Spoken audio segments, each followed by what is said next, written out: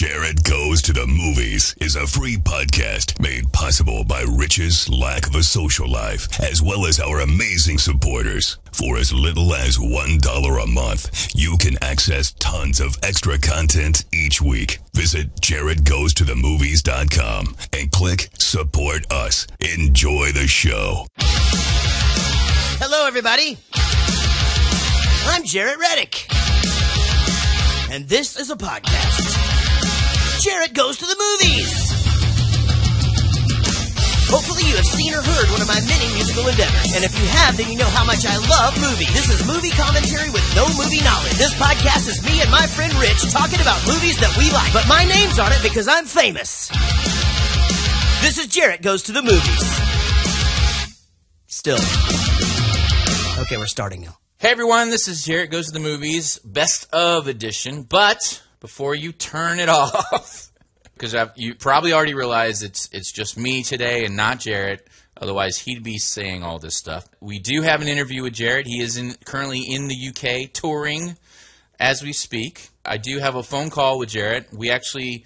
I interview him for the CD. We go through what it took to make the CD and basically go through each song and really talk in depth about each song. It's really awesome. I thought the interview came out really well. So we'll be playing that a little bit later in the podcast. But for today, I picked out, with the help of my special guest, Wendy Croft, and she'll be helping me out today. We're going to talk about some of the best clips that we picked out together. They're only from the first 15, 20 episodes, so we just ran out of time. There were just so many great clips we're going to go through. So they're just about 5 minutes a piece, 1 to 5 minute clips. We're going to play for you, and then we'll just discuss them quickly. But this should be a fun show. I would definitely recommend tuning in for the whole shows. I think it'll be great. So, Wendy, hi, how are you? Hello, Rich.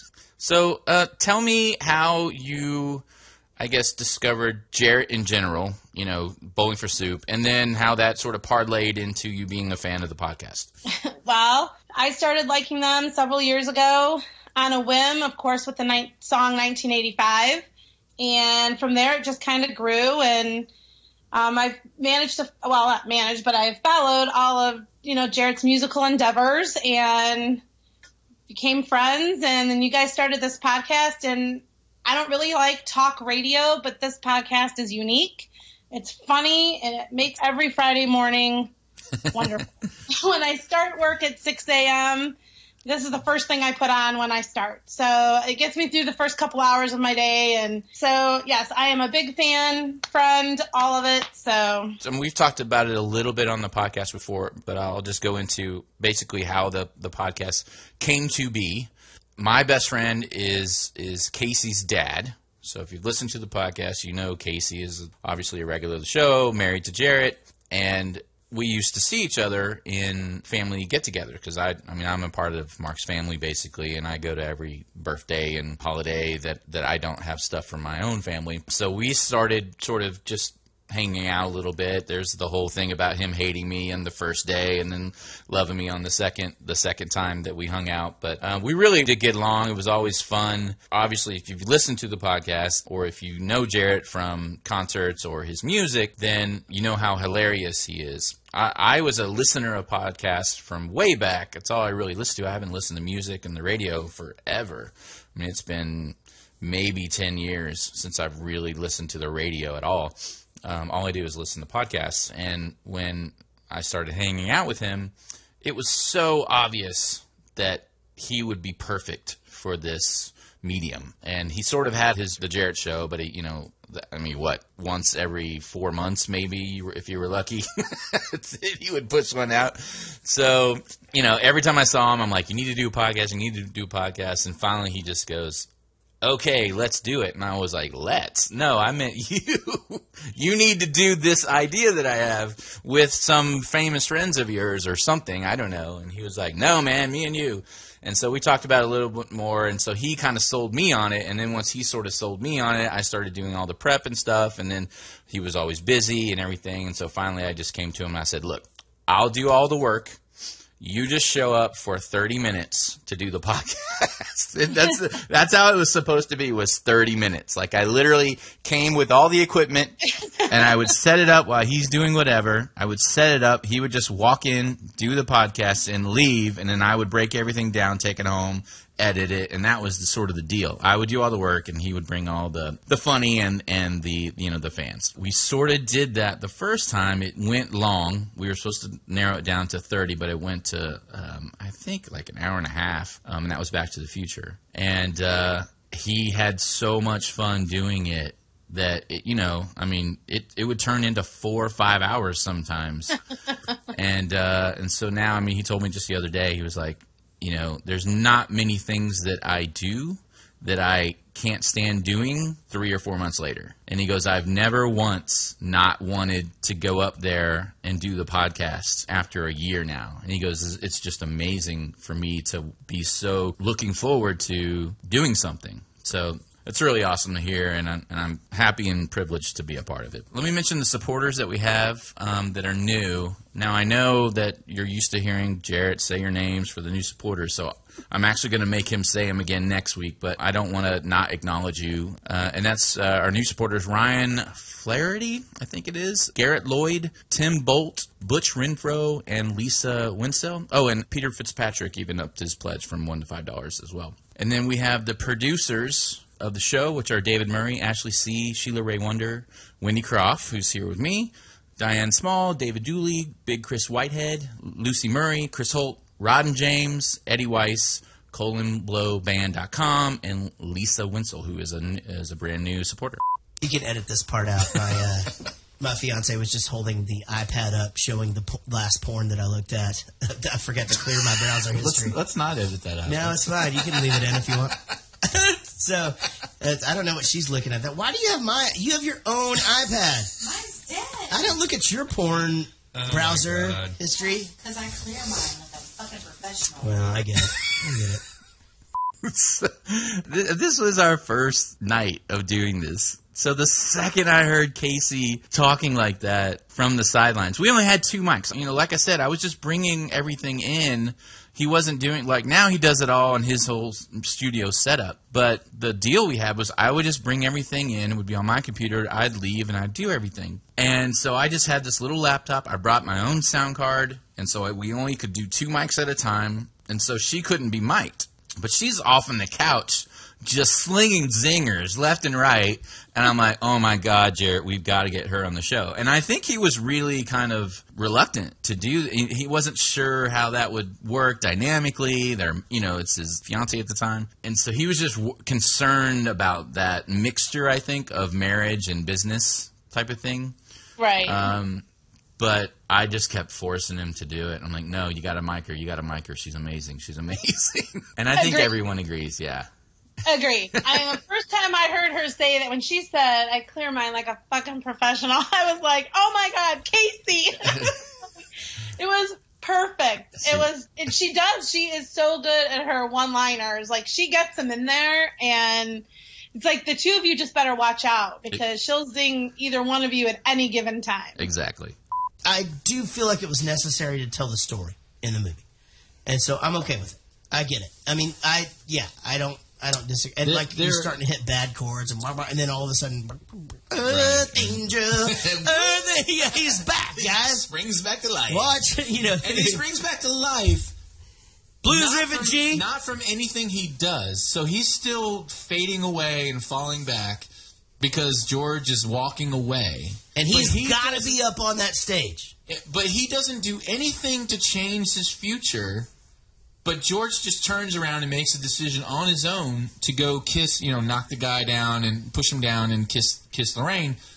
And then at that point he springs up. But why wouldn't that already be in the future, that he starts to walk away and then comes back and pushes him down? Why wouldn't that already be what's going to happen? Because these things already happened. Here's the thing, because George was the guy who got hit by the car. So Marty comes in. And Calvin comes in. But he changes everything. Here's the thing. So their introduction is different. Like, he gets them out of the car, just walk away, McFly, blah, blah, blah, all that stuff. Hang on. Yeah. So once once Marty stops messing with the present in 1955, so he's just up on stage, sitting down on the chair. Right. He's not doing anything. Right. Those events now are just happening and will always happen. So when George walks away initially, but then turns around and comes back and pushes him down and kisses Lorraine, all that was going to happen no matter what. So why is he disappearing during those events? That's my point. So if George was always now, based on the events that are happening now, going to walk away, turn around, push him down, and kiss, then that means he's always existed, and then therefore he should have just been able to play the stupid song without... That's wrong, because it hadn't happened yet. So the future isn't... It's not... I mean, like, so what if he changes his mind? They happen. They were going to happen. Yeah, but what if he didn't punch him? But Marty isn't messing up those events. They were always going Rich. to Hello. Anybody home? Anybody home? Fly fish. Don't be so gullible, Rich. So the reason I pulled this clip is I think that this was the end of Back to the Future. And I was super nervous in this first episode. I don't know if you could tell at the beginning, but I was very reluctant to talk because I wasn't really sure what I should be doing, and just how our dynamic was going to be. And so by the end of the episode, I was a little more relaxed, because this is what he does all the time. He does this on stage all day long, and so I had never really done this before. And so when we got into this argument or discussion or whatever, I think this is what really set the tone of how every episode was going to be after this point. And Right. I got a lot of feedback from this going, it really didn't kick in on this one until you guys started arguing about the time travel. And that was when it kind of got exciting to listen to. I agree. And it was funny because this quote was on my list when I was looking through them. When I was listening to all of these crazy podcasts in a 2-week time period, trying to pick out my favorite quotes, this was one of them.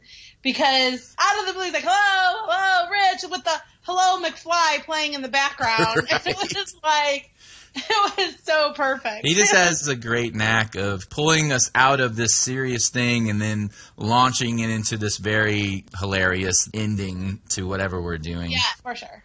And actually, this is funny. I was watching this with Casey, and Beverly D'Angelo is taking a shower, and she goes, "Oh my God, they actually show her like that? That was full right nipple." And I go, "Just wait." And then he comes into it, and it's full boob. My Full God, boobs. did she have good boobies? She may have had the greatest boobies Remember in of the all last time. podcast when you're like, I did it to myself with my hand? Yeah, you did it to yourself with her. Yeah. Here's the I thing. didn't use my hand, though. She used to like to show him. Oh, did you fuck the couch? I used, well, okay. Did you fuck the couch cushions? Early on, Yeah. I used pillows. Like 3 pillows positioned in a In a certain triangle. way, and you would make that a thing. Casey's Right? I get it. You know Yeah. what I'm saying? I never used my hand. Never. Everybody's fucked furniture. And they're all dudes. Here's the thing: all I didn't dudes fuck in furniture, life just pillows. have fucked furniture. It's Are a pillows whole furniture? thing. Yes, Right. that is 100% furniture. It classifies 100%. You fucked furniture, Rich. You fucked a trifecta of furniture. 3 pillows. That was probably before Stuff came out, though. Before what? Stuff came out. Stuff. Oh, remember that? Yeah, remember Oh that? my God, dude! Here's the Scared the thing shit about out of me. stuff coming out. There used to be this whole thing where nothing would come out, and I would try to keep going, and it burned so bad, and I would just keep going and going and going, and like I can't do it anymore. This hurts. This hurts and burns so bad. But I can't stop. And then just one day, just like a happens, and I'm like, well, motherfucker, I'm fucking producing here. So if the last clip set the tone of how our sort of discussion dynamic would be between us, this clip definitely set the bar on how low we would go to get a laugh from each other. So basically my goal, as you probably know, my goal every podcast is to get Jared to say, "God damn it, Rich." Yes. And Which his... is done with success. Yeah, and his goal is just to make everybody in the studio laugh, like just constantly cracking up, which he does really well.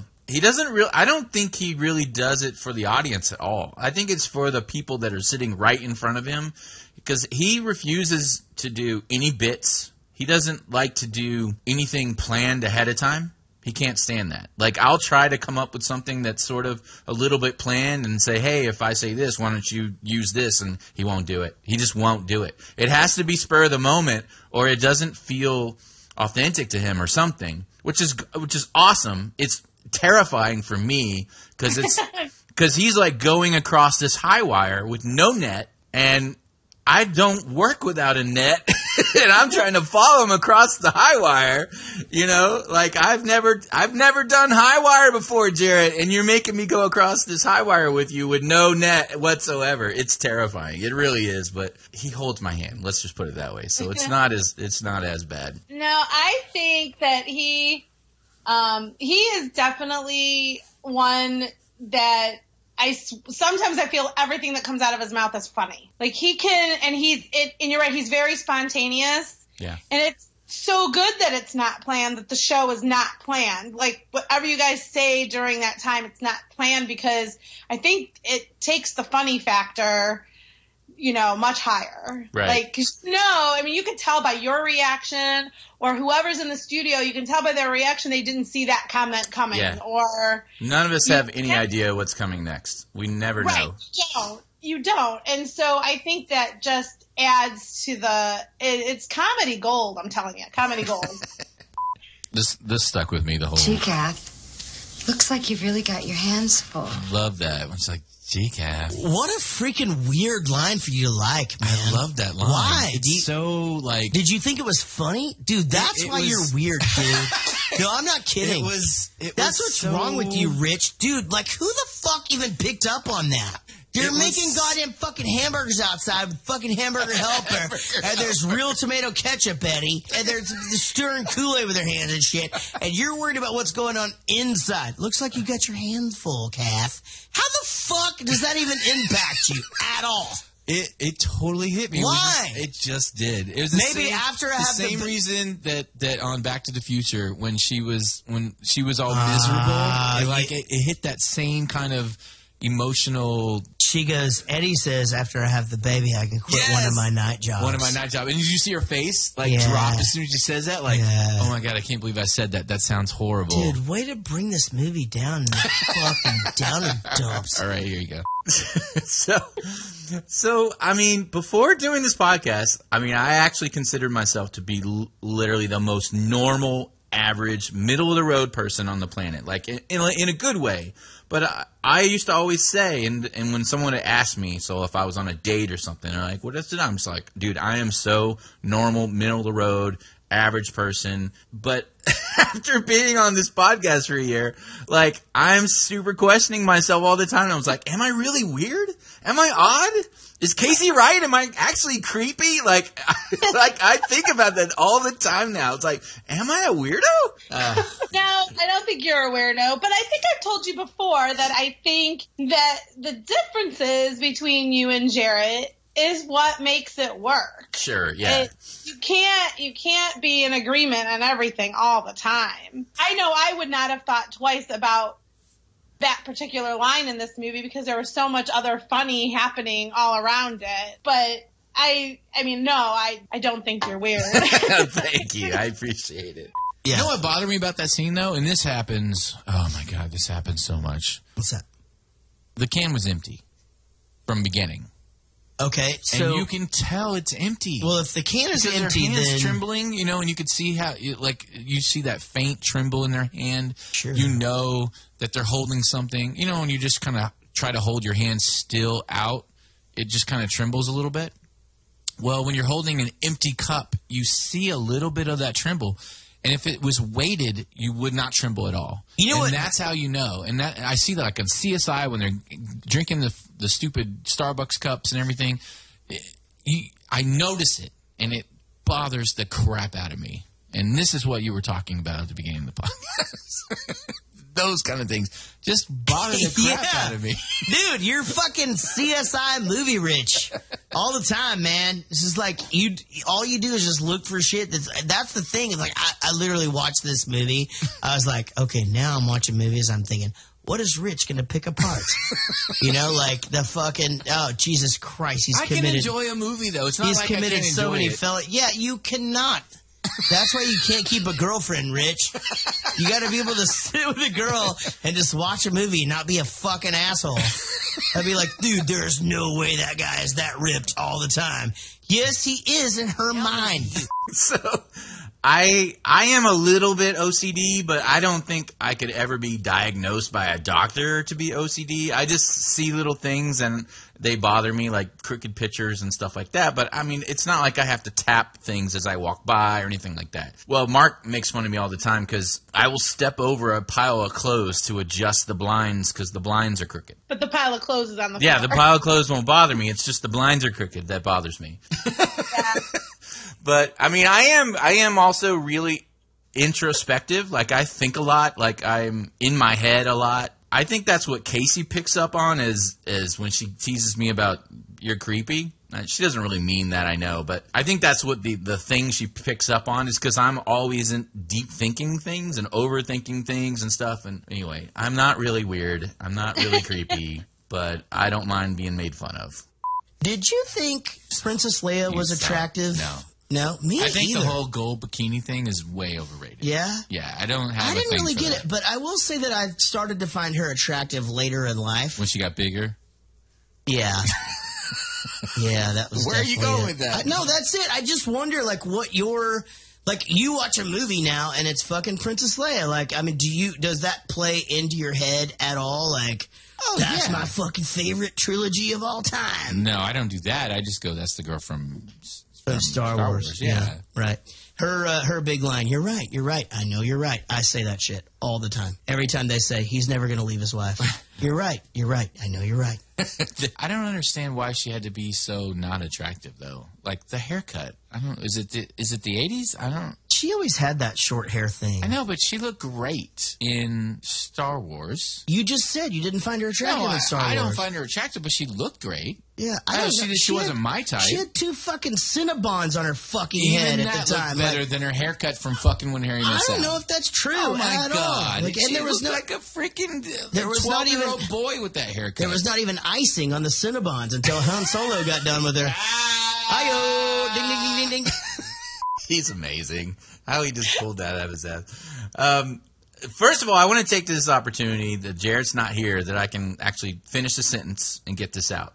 The whole body shaming thing that they have labeled me as, I don't do that like in real life. Like when I watch TV and movies, it's completely different than when I walk down the street. I don't care about any of that stuff. I have this thing where when I'm watching TV or a movie, I set those, and I agree, they're unrealistic standards that I put on actors and actresses and stuff, and which is something that's fun for me to do. But like regular people that are I don't care at all. It doesn't bother me at all. Like it's not a thing with me at all. It's just when I'm watching TV. That's it. Like, and I don't even want like John Goodman and Melissa McCarthy. I don't want them to be skinny. They are perfect to me. You know what I mean? It's just if there's someone who's supposed to be the sex symbol on a movie and then they're not sexy, I'm like, really? Like, why didn't you get someone who was stereotypically sexy? You know what I mean? It's like, right? Yeah, I mean that's all I really do. Yeah, I get what you're saying. I'm like, if you're casting the Robert De Niro type for a mobster movie, you don't cast someone who isn't that type. That's, you know what I mean? Right. And these are also just my opinions. I'm not saying that anyone is an idiot because they find this person attractive and I don't find this person attractive. It's just my opinion. Not everybody's going to think the same people are attractive.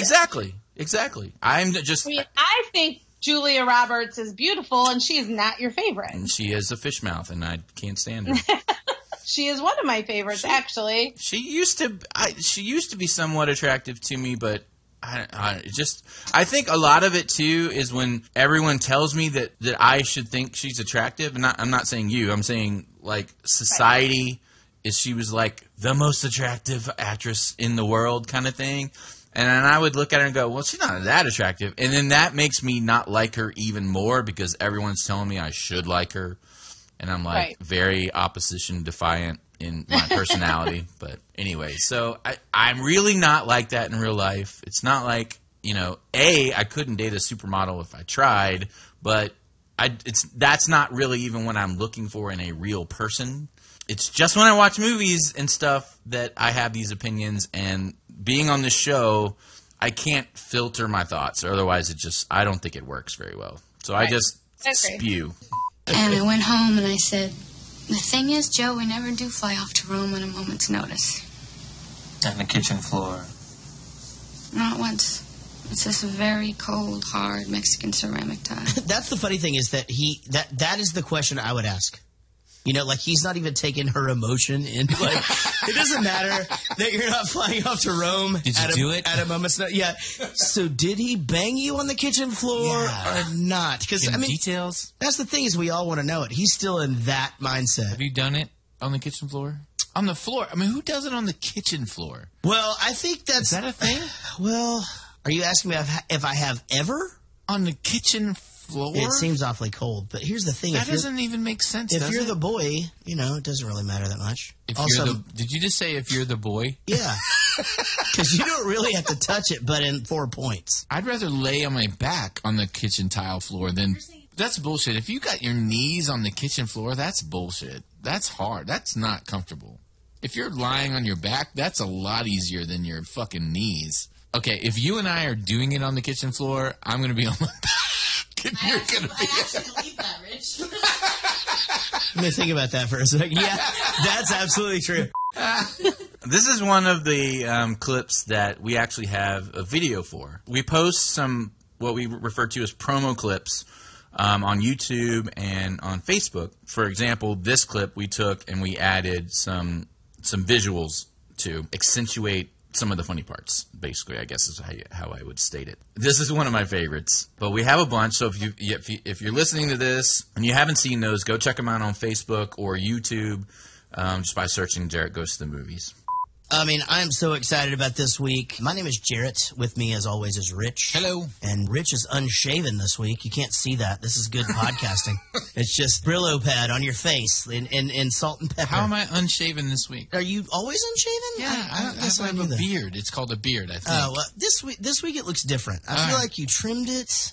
No, I didn't trim it. I think there's little splotchy places all over the place. There's no splotchy places. There's splotchy places. No splotchy places. I had a shaving incident this week where I tried to make my beard look like my brother-in-law's beard, and it shifted into. Okay, don't ever try to look like your brother-in-law. It's just not going to happen. I get that. I'm not a Gap model.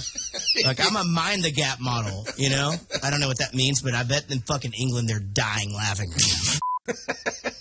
So this is also one of the videos we have on Facebook, and it is hysterical. I get the most anxiety in the show over the intro parts because I always want Jaret to hit certain beats that I think are important to start the show with. And as you know, he's like the master of going off on a tangent.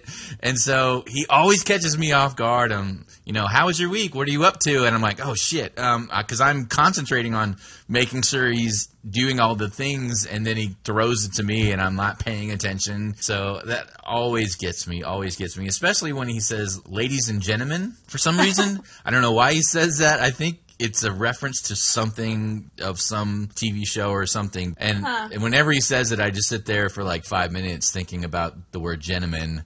And then he'll go, Rich, how was your week? And I actually have stuff prepared to tell him, and I can't remember after that point. I don't think I've ever caught that when he has said that. He says it all the time. Ladies and gentlemen. Oh, I'll have to pay attention even more. I don't know. I felt it this time. You love your brother. I do love my brother, and we went through a lot together. But what I was trying to say was, I thought it was cool that they developed that relationship. How many early. years apart are you guys? 5 years. It's like the same as those two characters. That's kind of you guys' age difference. Is that the reaction that your brother would have had in that situation. He just goes, yeah. Like, I mean, obviously he's giving him shit. Yeah, but I almost started What's the crying, age too. difference? 5 years. So it's about, I mean, it's close. Yeah, my brother and I are 11 years apart. So obviously this is the "Do you love your brother" thing that everyone loves so much. But let me play the next clip to finish it out. Getting back to the whole, like, relationship with him and his brother, and, like, I will say this. You love your brother. That's not what I'm talking about right now. We get it. Fuck shit. Dan Zam was a big impact. I love Dan Zam. I love Dan Zam. Dan Zam! I don't think that was even the first reference of "Do You Love Your Brother?" There's so many, they're just sprinkled throughout a bunch of the episodes. It's one of our first themes that carried over from show to show that we trickled through and would bring up. I think that was one of the first ones. That and Dan Zam, which we heard at the end of that one. Yeah, and I laughed because when I was listening to them, I think I even messaged you and said that the "Do You Love Your Brother" is strong on the first 11 episodes, and then it tapers off. Yeah. But even when you were doing, and I remember when you guys were doing the live video, the live pre-shows, and those first started, I think somebody else said, "Do you love your brother?" And I remember you saying to Jaret, "Was that Wendy? Did she say that?" And he's like, no, it wasn't Wendy. And I remember coming back, it wasn't me. It's really hard to make Jaret laugh. So it's such a rewarding challenge to achieve when that happens. And that was one of the things where it just totally cracked him up when I said that. Because I'm like, holy shit, I made him laugh. Because usually he just goes, "That's a good joke," and doesn't laugh. But he'll just go, "Yep, that's a good joke, Rich." And I'm like, I need the laugh. Thanks, Jaret, yeah. But I need you to laugh. So it's always fun when I actually get him to laugh. Let's listen to that again and just bask in the terribleness of it. I learned to hate you in the last 10 years. I never meant to hurt you. I was a child. I was in love. It was wrong and you knew it. You knew what you were doing. Now I do. This is my place. Get out. This is my place, see? Yeah, You'll get on out of here. You'll get on out of here, I'll tell you. I'll have the whole town chasing you down after this, you know. Don't you see? Don't you see? If you don't get out of here right now, the whole town's going to burn you at the stake. That's exactly what it sounds like. It's like every fucking movie that happened back then, man. And he's playing along with it. You knew what you were doing. You know what you were doing, Lassie. Lassie, you listen to me. You know what you were doing. The whole town's coming out, don't you know? They're all coming out of the doors. All the windows are open. They're all throwing things into the streets. Just coming down here to burn you at the stake. Yeah, well, they'll never catch me. Don't you know that? I've had an escape plan the whole time, don't you know? I've got a whip. Jaret, don't talk like that. You reached under my dress and I had a penis and you liked it. Hey, you know what? I didn't know that you had. We're starting to sound like the Canadians on South Park. You know, it's like, we want some of that internet money now. We know you've got the internet money. No, we don't want your Chili's coupons. Oh, my goodness. So, Mark, who is now Jaret's father-in-law, who's my best friend, has the most amazing laugh. It is so infectious, his laugh. And I ask him every week, you know, hey, can you come be on the show? He's just always busy. But I just love his laugh being on the show. It's so amazing. But this riff that Jaret went into was the first time that I was like jaw dropped about some, you know, I was like, oh my God, this is the most amazing thing. He is just going and going and going and going. Unfortunately, I didn't realize what he was doing, and I kept talking and stumbling over the top of him. I wish I had just shut up and let him go because I just didn't realize he was going to do this amazing, 5-minute riff. But oh my God, so hysterical. The amount of laughter encompassed in those 5 minutes. Oh my God. That was one of the clips that I would tell my friends, you have to listen to this clip. Exactly. If it does not make you listen to this podcast, I don't know what will, because I just was like, this is so funny. And the whole thing from the imitating the actors and then going off on the South Park thing. And I was like, oh my gosh, where's he going with this? And 100% improv. No one knew that was going to happen. He didn't even realize that was sort of in the movie until I pointed it out. And then as soon as I pointed it out, he just started going. It was crazy. It was awesome. It was a magical moment, I think. Steve Martin. Steve Martin is my hero. Steve Martin is the reason I wanted to be a stand-up comedian. Steve Martin influenced me so much that the name Bowling for Soup came from a Steve Martin joke. Oh, that's right. Where he talks about a television show he's working on called Bowling for Shit. And I can't even tell you like how much I was absolutely just... my brother had the Wild and Crazy Guy album on 8-track. So why isn't your band named Bowling for Shit? Well, because we tried that, and you can't print it in Wichita Falls, Texas newspaper. Why don't you just put like the little asterisks shit my dad and stuff? says Yeah, kind but of thing? this is the problem is that was like 1994, and they didn't do that back then. Right. Yeah, we're much more liberal as a Bowling for Shit society. So the next obvious is Bowling for Poop. Well, no, that doesn't rhyme with shit. I know, but why would we pick poop? That rhymes with soup. Poop rhymes with soup. Right, but we didn't fucking pick poop. I'm just saying. If you're going for Bowling for Shit, we had to change 3 letters. Oh, okay. So you wanted to keep the S? We took the logo or something. We took the word hit from shit. And just became hit makers. Right. But Steve Martin was important to me as a child, as a person that liked to make people smile. A lot of people don't know that Steve Martin was actually the first arena comedian. Wait a fucking minute. How did you get soup? You got shit. Where the fuck did soup come from? It's fucking hilarious, Rich, and you'll never forget it. Is it just randomly? Yeah, it's fucking There's random. No story behind it? You just said... That's the story. You had a list of How words. How is that not a story? How is that Where not did you get already... soup from? It fucking came up, and we fucking went with it. Okay, so it was just random. Yeah. Someone said the word soup, and you all looked at each other and were like, that's it. That's it. That's the fucking one. That's the one. Even though it had zero meaning at this point, because it was supposed to be Bowling for Shit, which had meaning, but Bowling for Soup, no meaning. There is meaning because Bowling for Soup was influenced by Bowling for Shit. I see. Yeah. I see. Hey, get it together, Rich. So this is the most common question that I actually get in email and Facebook is, how did they come up with their name? And I'm like, go listen to episode 12 or episode 6, I think it is, Planes, Trains, and Automobiles. But I'm still not clear on how they came up with the name. It's still a little Jaret unclear. Actually has responded to that question before, and it tells people to Google it. And I laugh because, honestly, all the years I've liked Bowling for Soup, I've never Googled it, and I've never really known where it came from. And now you know, sort of. And now I know. You learn something new every Friday. I lost a friend in a hunting accident in the 7th grade too, but I shot the motherfucker. Just it didn't have the same impact on me at all. I was just like, I caused his death. Fuck him. You're lying. Your mom told me about that dude you shot. Yeah, I shot. Oh, I really did shoot a guy. What is that? That's true, actually. I thought she was making stuff up. That's Wait, pretty funny. so you really shot a guy? I shot a guy because on purpose. So my brother used to take me hunting when I was a kid. He died? All the time. No, he's still alive. Oh, okay. He just walks with a couple of limps. Walks with a couple of limps is such a good name for a band. Isn't that just walking? You could just call your band Polio.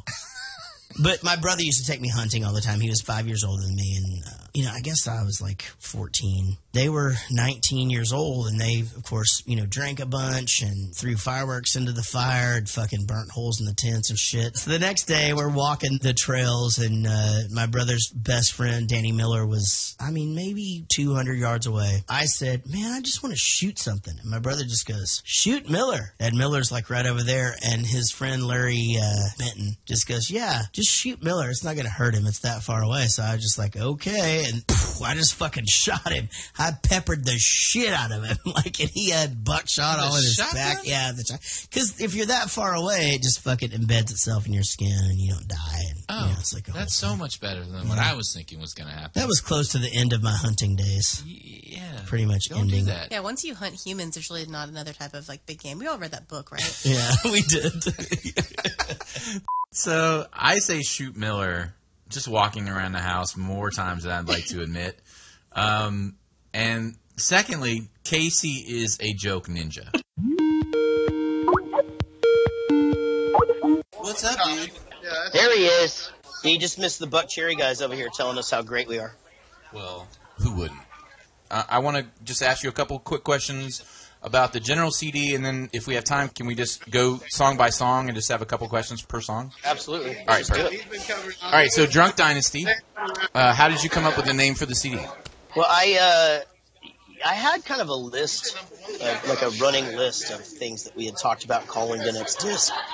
But to be honest, this was all done on such a whim that as I was trying to figure out what to call it, we were launching the pledge and we had to name the album.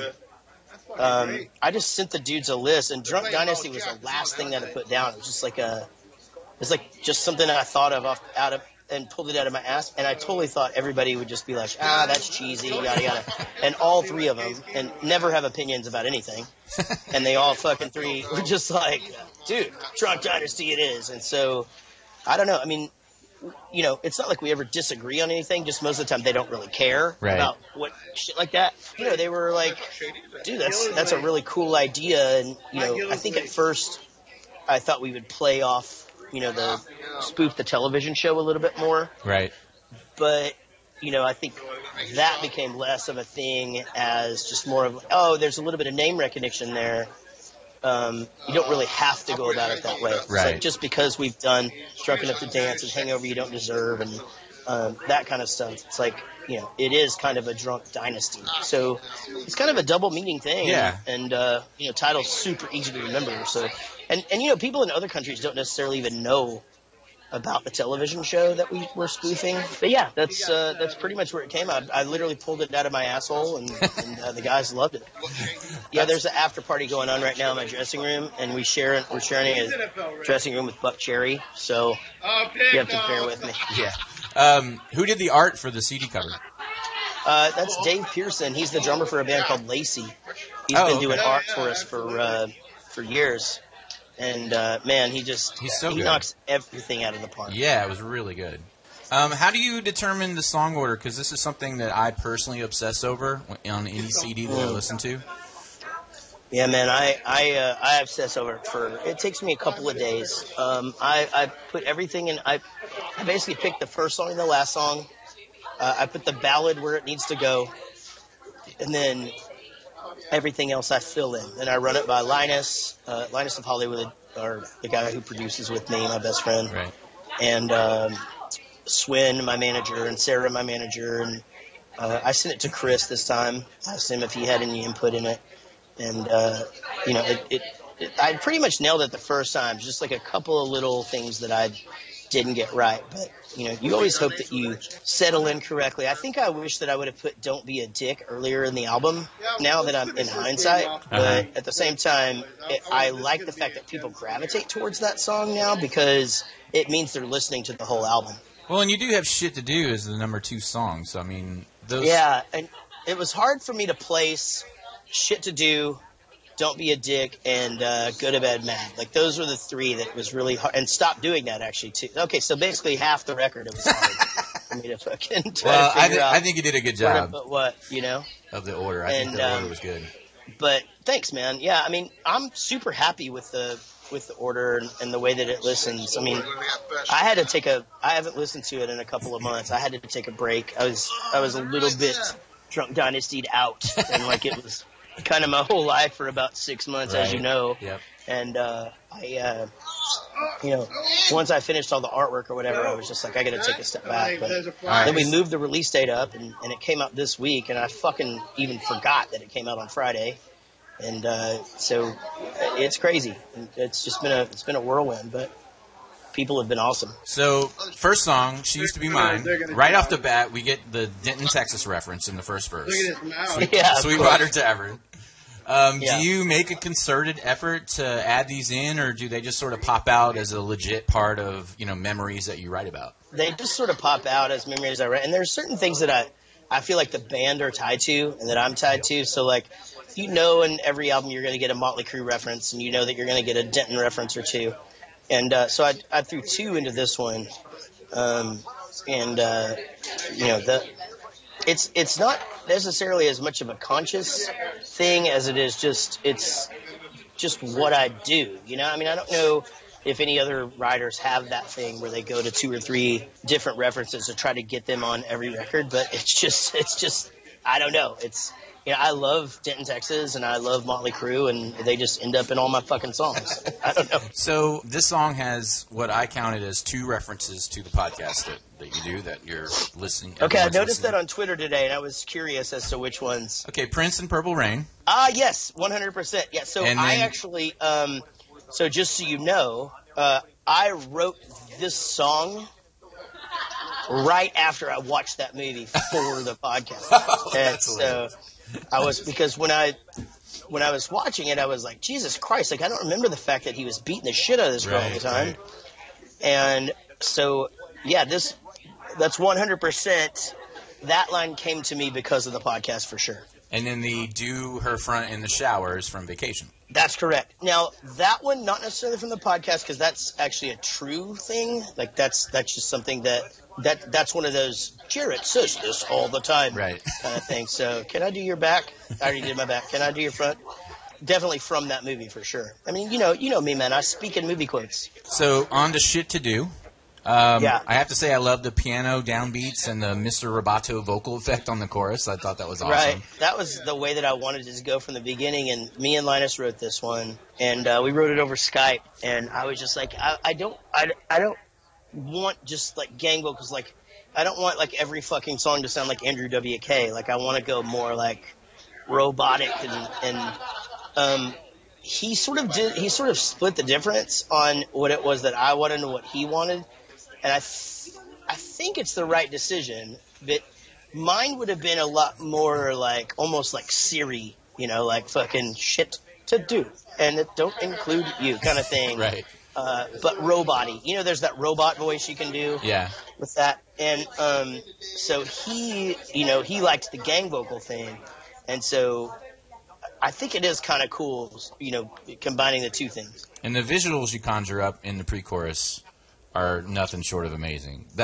I could just see you doing each one of those things. I'm getting my keys, yeah. I'm putting my jacket on. Yeah. Yeah, so the whole idea was so there's a sequence involved in like him, leaving and getting his keys, and then he's looking in the rearview mirror, and he ends up at the bar and he's drunk, and then he's taking a college co-ed home. It's just all this like fucking like, it's essentially like the 6 hours of this guy's day. Right. Yeah, I think that shit is so good. I mean, that's stereotypical Jaret and Linus right there. I think it was actually Linus that was like, these are my keys coming out. And I was like, we should just make it a whole thing. We're like, and then we're getting in the car, and then we're doing this, and then and just make it insane. And, again, that just the way that we work together is pretty special. When we get on a vibe like that, right. we're usually able to really nail it. So I'm hypersensitive to stuff about the podcast. Is the Gibson ES sounding guitar in the middle of the song a nod to Back to the Future? Yes or no? It is not. Damn it. Yeah, no, it's not. All right. So Hey Diane is your first single. Is that correct? It is. Yeah. Okay. So why did the song almost not come to fruition? Well, as you know, I have a tendency to do these pre-sale songs that I'm supposed to write for people. And so Diane Small's husband bought her a song in 2007. And I have owed her that song since then. So Dave Murray should get his song in 2 albums from now. Dave Murray actually is that's a whole other story. I'll tell you when I get home, but I'll finish that one eventually. But so I owed her this song, but the thing is like after he had bought this song, I met them, and then I started hanging out with them and spending time with them, and then our families like do stuff together, and I was like, it just doesn't seem like the ordinary like I'm just gonna get some bullet points and write this song for you. Right. Like I feel like there could be more substance to that. Totally not necessarily an excuse, but she's just done so many things like that. Like she's done an MC Lar song, and she's been in a POV video, and she's done all these other things.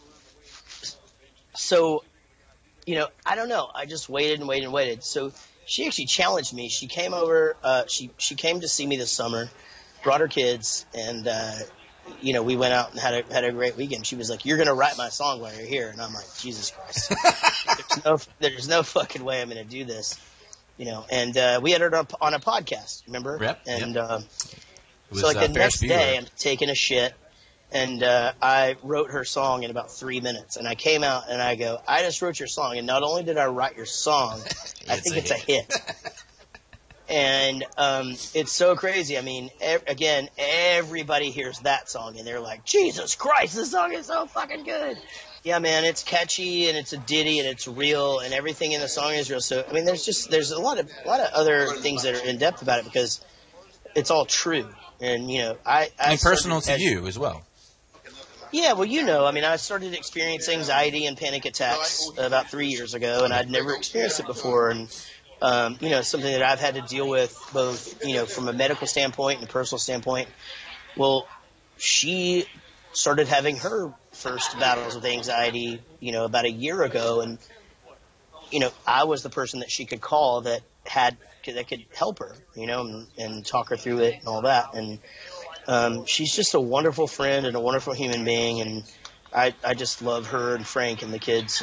And I'm so glad that this song ended up being what it is, you know, and I couldn't be more proud. I mean, when you know you write something that's going to speak to people, like it fucking feels amazing. And it's like, you know, I've been lucky enough to do that a few times in my life, but you know, I'm super proud of this one.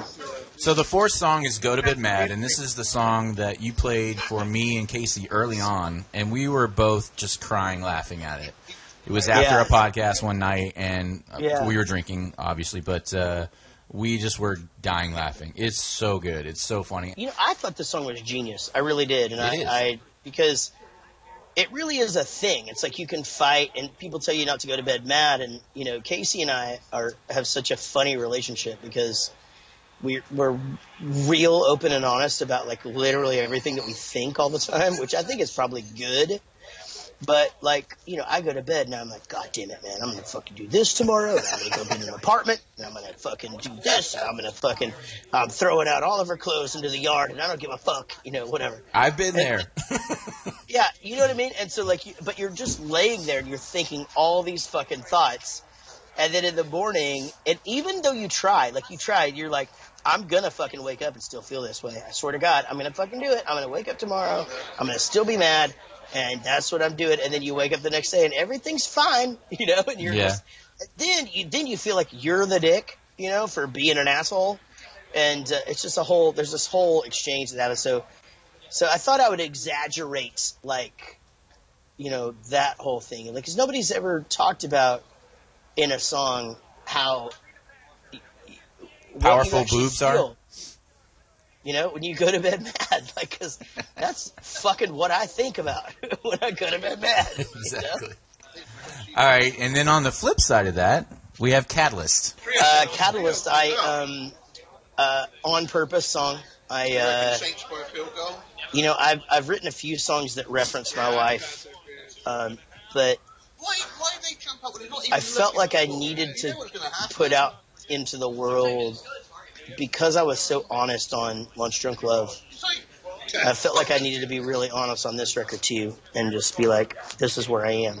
Right. And well, it's beautiful. It is where I am. I'm in love with my best friend in the world. It is an extremely beautiful song, and I think it should be a single if you don't already have it set up to be one. Well, thank you, man. That means a lot. I've been singing this one all week too. Yeah, 100%. I had the chorus already written in the first verse.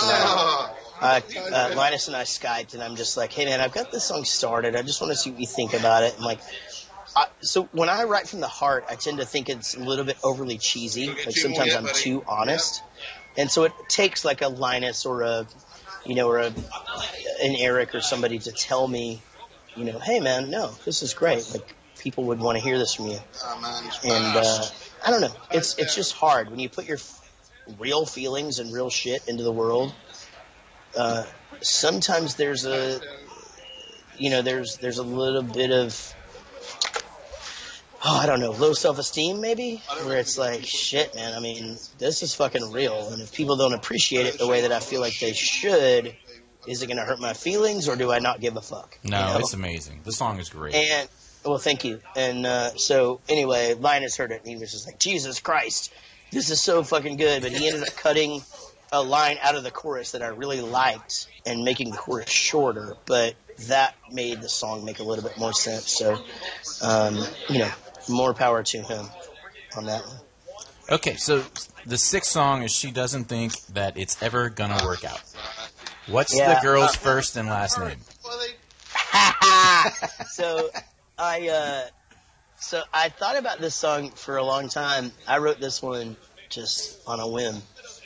And for some reason, actually, it ties the podcast back. You had just left, and I just had that line in my head, like, I've got a thing for a girl with the last name that would make you laugh out loud if you heard it with the first.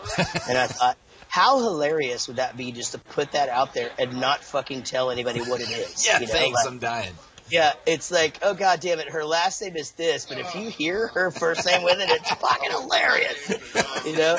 And so that's honestly, like, just where it came from, and then I just fucking Jaret Reddick the shit out of it. Just, you know, girls never want me, that kind of shit, like fucking made it punk rock. And what's funny is every musician, that's their favorite song on the album. Like, every fucking musician is just like, that song is fucking genius, which makes me feel really good. Okay, this reminds me of a 50s sock hop song with a modern pop punk twist. And then you throw in an early 70s kind of Jethro Tull, Aqualung, Steely Dan, progressive rock shuffle bridge in the middle of it. Are you even allowed to do that in a pop punk album? Well, the good thing about pop punk is you can do whatever the fuck you want, but you're dead on. So pop punk is all just 50s.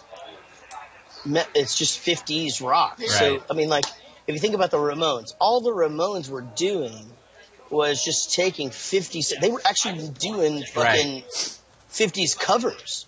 You know, I mean, and that's all they were doing. That's all it is. It's simple chords, the fucking classic Beatles blues riff, and you add some distortion and some angst and this into it. So, yeah, it's easy. The bridge has a swing beat to it. So the bridge that I was trying to make this bridge just be so huge and just so like. I mean, I probably put 30 fucking harmonies on there that didn't make it. Like, it was so epic and so Queen, you know? Right, yes, yeah. But a lot of it did not actually make it onto the album because I think I got a little ridiculous.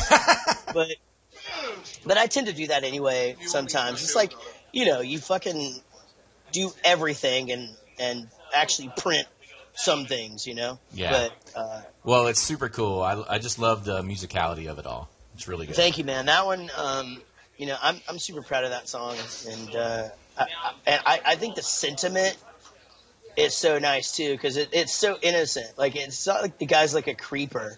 He's more just like, hey, I'm trying to figure this out. But unfortunately, I don't think that she thinks this is going to happen, you know? And it's like, I don't understand why, but it's not like he's fucking stalking the shit out of her, you know? Right. All right, so the 7th song, Don't Be a Dick, it's a fan favorite already? Fan favorite already. Every fan fucking goes straight towards this one. So it's Hey Diane, Drinking Beer on a Sunday, and Don't Be a Dick. And, which we'll get into Drinking Beer on a Sunday later, but just to clear this up, not about me. It's not about you. Thank you. Me and you have our differences, but I'm loyal. Us, you know, I'm not disloyal. I don't think you're a dick. I don't think you're going to go start grabbing girls by the pussy. You know what I mean? Right. Everything's fine. Well, I might. I don't know. So this is probably my favorite tune on the CD, but I have several. Awesome. Yeah, man. I mean, I like it too. So I wrote the first verse. And the chorus in the shower again, and this was me going to Linus and be like, I have a song called Don't Be a Dick, and I think that we should actually fucking just do it, and like, don't be an ass, like, let's just tell people to just be fucking nice. I mean, like, just be nice all the time, you know? Like, to me, life is so simple. I really do. Like, I think I should have my own religion. It's just, and here's what it is. You just be nice and lie as little as you can and fucking help people. Right. That's it. That's life. I feel like that's what everybody's been trying to get us to do anyway. You know, but it's like, I mean, who gives a shit if you get herpes? You just fucking go, fucking don't give herpes to anybody else, you know? I mean, it's a thing. Right. So, regardless. So the next song, Stop Doing That. I think you need to answer the question that I'm sure everybody has on their mind right now. And that is, did Casey write this song about you? It's funny. Do you remember? So me and you went to Hibachi that night with Casey's family. Yep.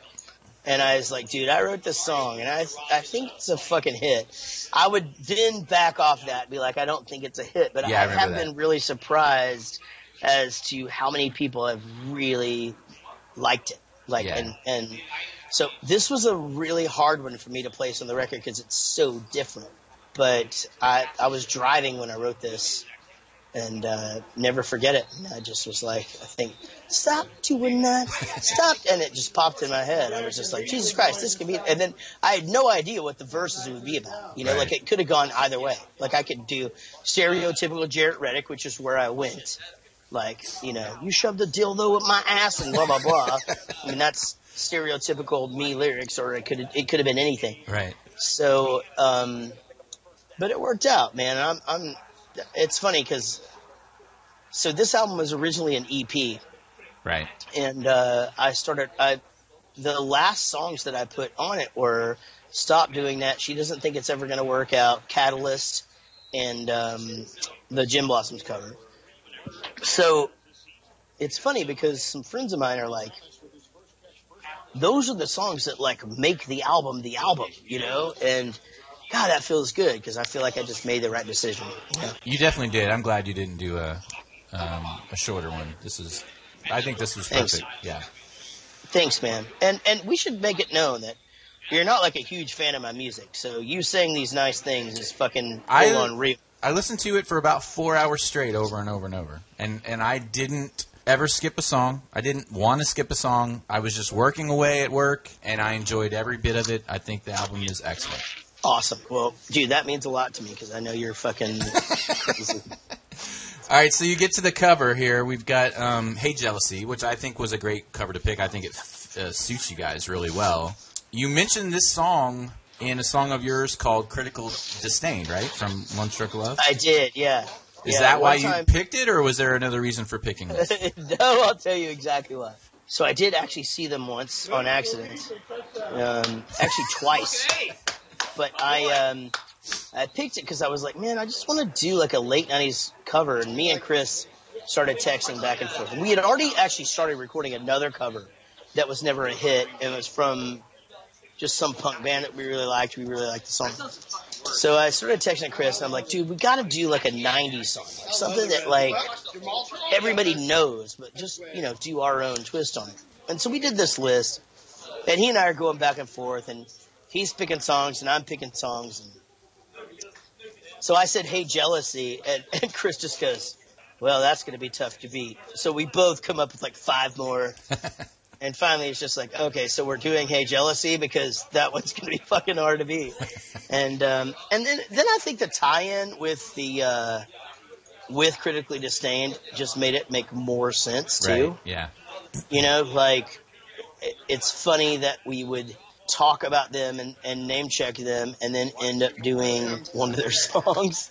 So, yeah, I mean, you know, and here's the thing. I was super self-conscious about that cover because we just went in and just did it. We didn't, you know, change anything or do that. I think we left out like a half a verse and did a few arrangement things just to make it shorter, but we didn't reinvent the fucking wheel. Right. So, just being honest, like, I think I was a smidge concerned that, you know, like, what's the response to this going to be? Like, what, are they just fucking throwing this out there? Is this a remake? Oh, you've been waiting for that one the whole time, haven't you? It's a cover song. Did you have to ask permission, or? No, you don't have to. I mean, we've done all kinds of covers in the past. You just do it. You just don't get the publishing. So that you know, if all the album sales, you know, you have to send them a check for the mechanical royalty or whatever, and it's math. But you know, who gives a fuck? All right, so we got sort of a duet that you had promised Kelly Dolly Rott, right? With Happy as Happy Gets. Are you still planning on doing the duets EP with her? We are doing it, yeah. So she's having a baby in the next couple of weeks. It's not mine. Not that I know of. And it's from her husband, I think. And we put that off until next year. We're definitely going to do it. I just think our voices together are pretty magical, and especially I think as we get into other kinds of music, I think it's going to be super cool. But you know, she had me sing on their record, and I was trying to figure out exactly where I wanted the song to go, because this song was a mess, just so you know. So, I mean, I had written and rewritten this song, and there was all this shit that I was trying to get out there lyrically, but it wasn't making a lot of sense. Mm-hmm. And so then I have this fucking breakdown at the end, and it's just like, Jesus Christ, is all this fucking song, like, is it too much, like, is it too, like, 90s strummy and, like, Sheryl Crow-y, you know what I mean? Yeah. And I played it for Linus. He's like, Jesus Christ, no, we're fucking doing this. We're doing this song, and this is how we're doing it. I'm like, okay, that's fine. But I'm like, I really want a girl to sing at the end, but I want it to sound real, like it could have really happened. Right. And I think it does, you know. I really feel like with Kelly's voice, it sounds like, holy shit, that fucking story could have actually fucking happened, you know. Do you have to fight Lewis in order to sing duets with her? No, Lewis is cool, man. He's a good dude, and they love my wife, and my wife loves them. So, okay. Did she do it from England? Did you send her the tracks and then she sang it and then send it back, or did she come here? No, she was in Florida. Oh, okay. And so she did it in their studio. And in fact, so funny story, she did it the first time, and she sang it wrong. And I had to get back on her and be like, hey, you know, this is wrong. Can you go back and sing it again? That's the worst. And they had already left, like, the house and, like, going out to eat with their kid and all this shit. And so they're like, well, we can go back. I'm like, man, I mean, I kind of need you to go back if it's okay. I think the two of us singing together is something really special, and I think our album that we do next year is going to be really kick-ass. Awesome. And speaking of special, the last song is Drinking Beer on a Sunday. Yeah. I mean, this is a story I wanted to tell, and, you know, there's a lot about this that's real. I mean, I was telling somebody earlier, obviously my grandpa didn't pull me aside when I was a child and say, think about drinking beer on a Sunday. Right. But the sentiment is true. So my grandpa had a lot to do with who I am and gave me a lot of advice, and I did have to watch him pass away, and, you know, I mean, it was tough, but at the same time, it's like a lot of these happy thoughts that I have sometimes during times of being really bummed out, I can absolutely attribute that to him. Right. And, you know, his impact on my life. So I think that's what the song is trying to get across more than anything. So you're not trying to say that drinking beer on Sundays is the best day to drink beer? Or drinking beer on a Sunday is actually fucking kick-ass. Yeah, actually. We're here I'm in England right now, and we're all drinking vodka, watching football. And if we just had Miller Lite, it would be perfect. Exactly. So, last question. This question is from Wendy. Which song on the new CD is the most emotional for you? Gosh, that's hard. I'd say Hey Diane. I'd say Hey Diane for sure. Okay. Because I feel like it's just so real and out there, you know, and I don't know, but at the same time, I feel like drinking beer on a Sunday too. I mean, I do cry when I hear that, so drinking beer on a Sunday. That's it. Final answer. Well, I hope you're having a good tour. When you back in town? Thanks, man. Thursday, then we do a podcast on Friday. I'll be ready to rock. Excellent. All right, man. Well, I'll see you when I get back. Love you. Love you too. Bye. What I think is more interesting is the movies that we've seen over and over again, and that you've never seen this. You know, the fact that I've never seen Raiders of the Lost Ark. I think I thought I already saw it. Did you think you saw a putty twat? I think. What the fuck is going on? What is that? I think that I thought I had seen it already, and I feel like you could have said, "I thought I had seen it already." Is that how I should say that? Yeah, it'd be way easier. I thought. How does it go again? I thought I had seen it already. I had thought. No. I think that I thought I had already seen it. No, you thought you had already seen it. But apparently you had not. Oh, maybe that is right. Okay. I thought that I had already seen it. And so, therefore, I think that I have to go, I think that I thought. You don't think that you thought. No, because I'm thinking now that I thought then, is what I'm saying. Anyway. When you watched it, you just All right, let me finish my sentence. The past tense I think that in the past. Can we go back to the Oxford comma and then flash forward to this? Jesus Christ, Richard. Oh, my God. Casey is my favorite person in the world. She's, oh my God. I love it when we get into a back and forth like that. Like, it just makes me smile when I'm arguing with Casey. It's so hilarious. That is my favorite Rich moment right there. That I always go back to that one. I mean, Jaret, what the fuck is going on? He was so confused. And Casey, no, you think you thought you had seen it already. No, I thought no. Oh my God. I was crying laughing putting this clip together. Every time I hear it, it just makes me laugh so much. And there's a promo clip for this one. Yeah, there is a video on Facebook and YouTube for this one as well. Tweety Bird makes it and all. No one will have sex with me. I'm so close to the end, and all I want is to get laid for the last time. I have pornographic movies in my apartment, and lubricants, and anal nitrate. She says anal nitrate. Yeah, someone in what that... the fuck is anal nitrate? Yeah, I was about to ask. I was going to ask, but I was actually like, maybe it's something people know. I have no idea what anal nitrate is. Isn't that what you put up your... No, that's glycerin. So I was going to say maybe but that makes it like a glycerin suppository, like when you're like a baby that can't poop? Well, yeah, you got to clean it out before a guy gets all up in there. Otherwise, they get shit. That's an enema. Jaret Movies. What is anal nitrate? No, but there's somebody in that room that would fuck her for sure. I would think so. Because even as the viewer, you're like, I would sympathy fuck her. What if it's all dry and stuff? I would even do it. There's lube, and she has lube. Yeah, she has anal nitrate. She has all the stuff. All you need to go in there and just why would you not go crazy? I don't know. I mean, I would not. But I'm a charitable person. I'd let him. I'd be like, Jaret, please, just fuck. Just for the love of God. Please, God, go have sex with that woman and just. Oh man, but I wouldn't be able to sleep. I did feel that sympathy of just, my God, someone please. Just really, because I just couldn't get past anal nitrate. That was. I want to Google that. You guys proceed. You guys Google that.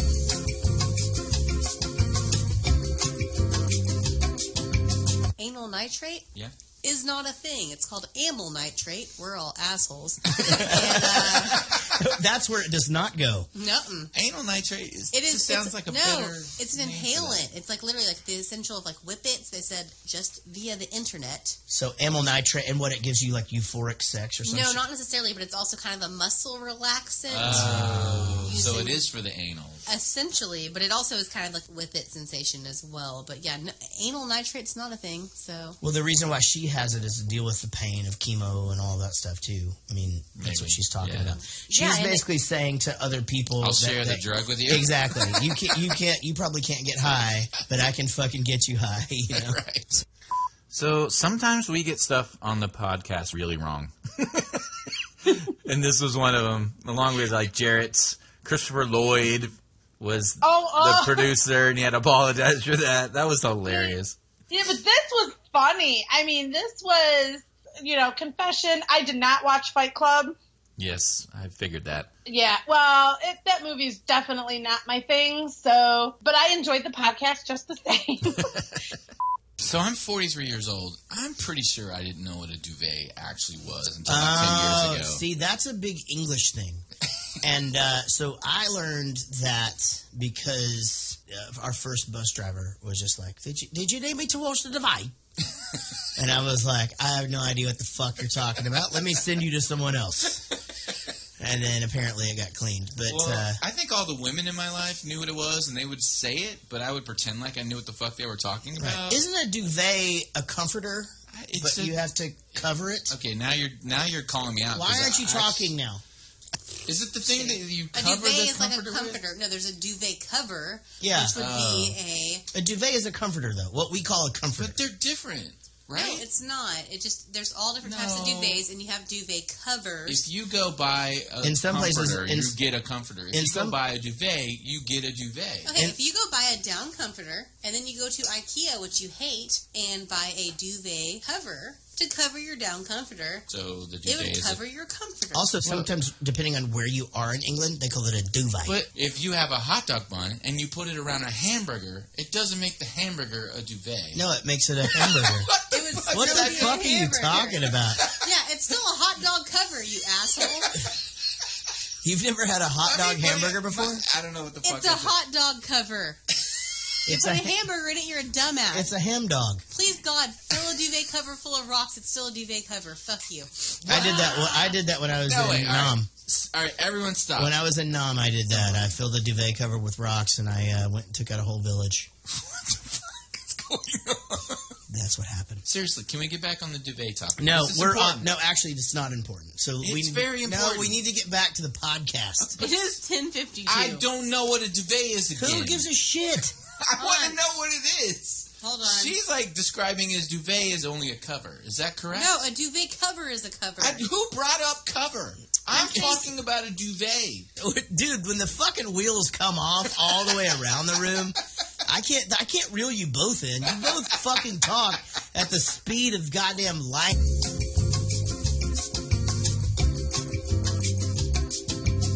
It's I'm fucking planning a Christmas party over here. I don't know what the fuck's wrong with him. Jesus Christ. It's like when both of you guys get talking at the same time, I feel like that's when I should go pee.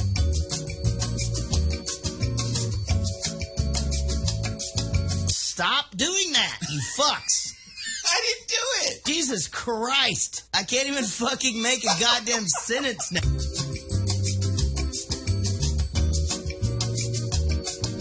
Okay, Rich, have you ever been in a fist fight? Yes, actually. Oh my God. I'm still confused on the duvet comforter thing. That is still a confusion in my brain. I don't understand why a duvet is a comforter.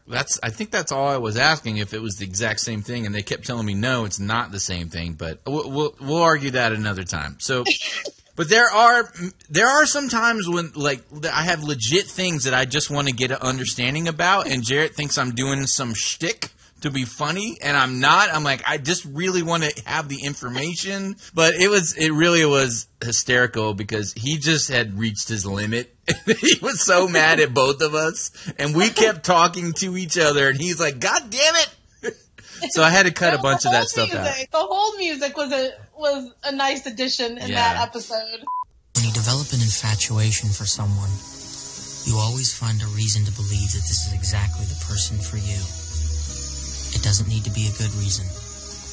Taking photographs of the night sky, for example.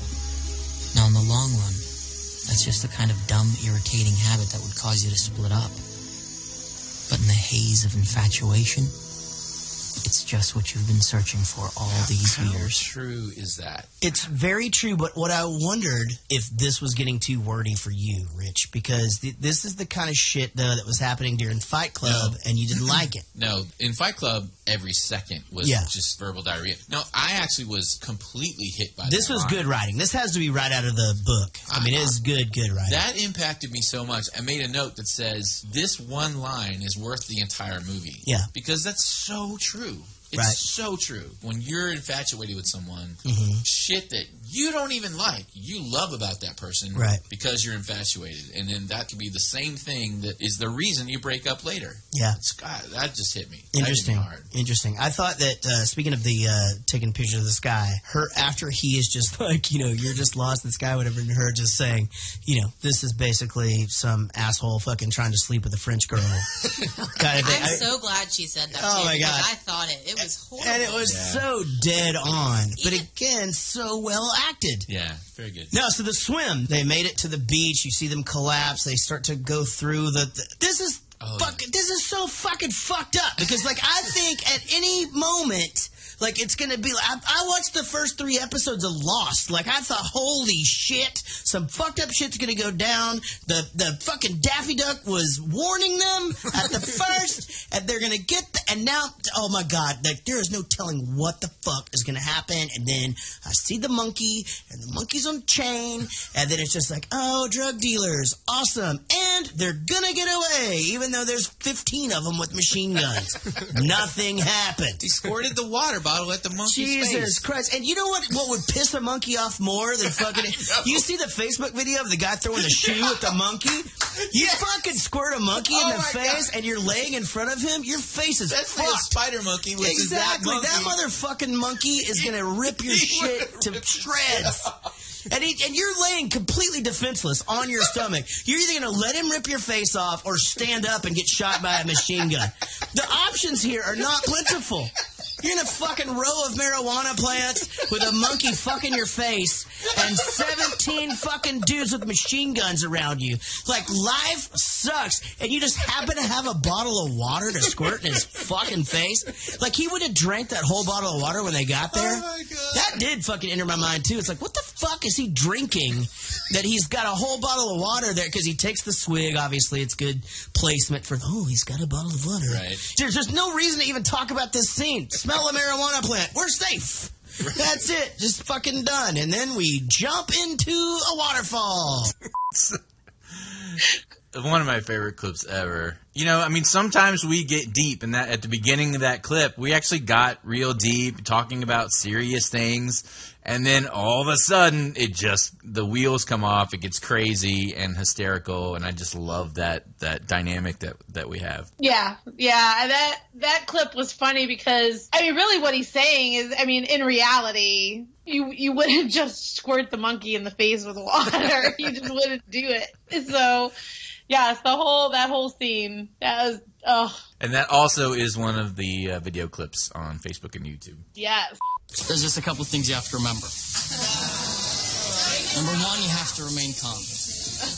Right? So number two, you have to show no fear. Teach it. Because the sharks, you see, the sharks, they can sense that fear. Just as easily as they can sense blood.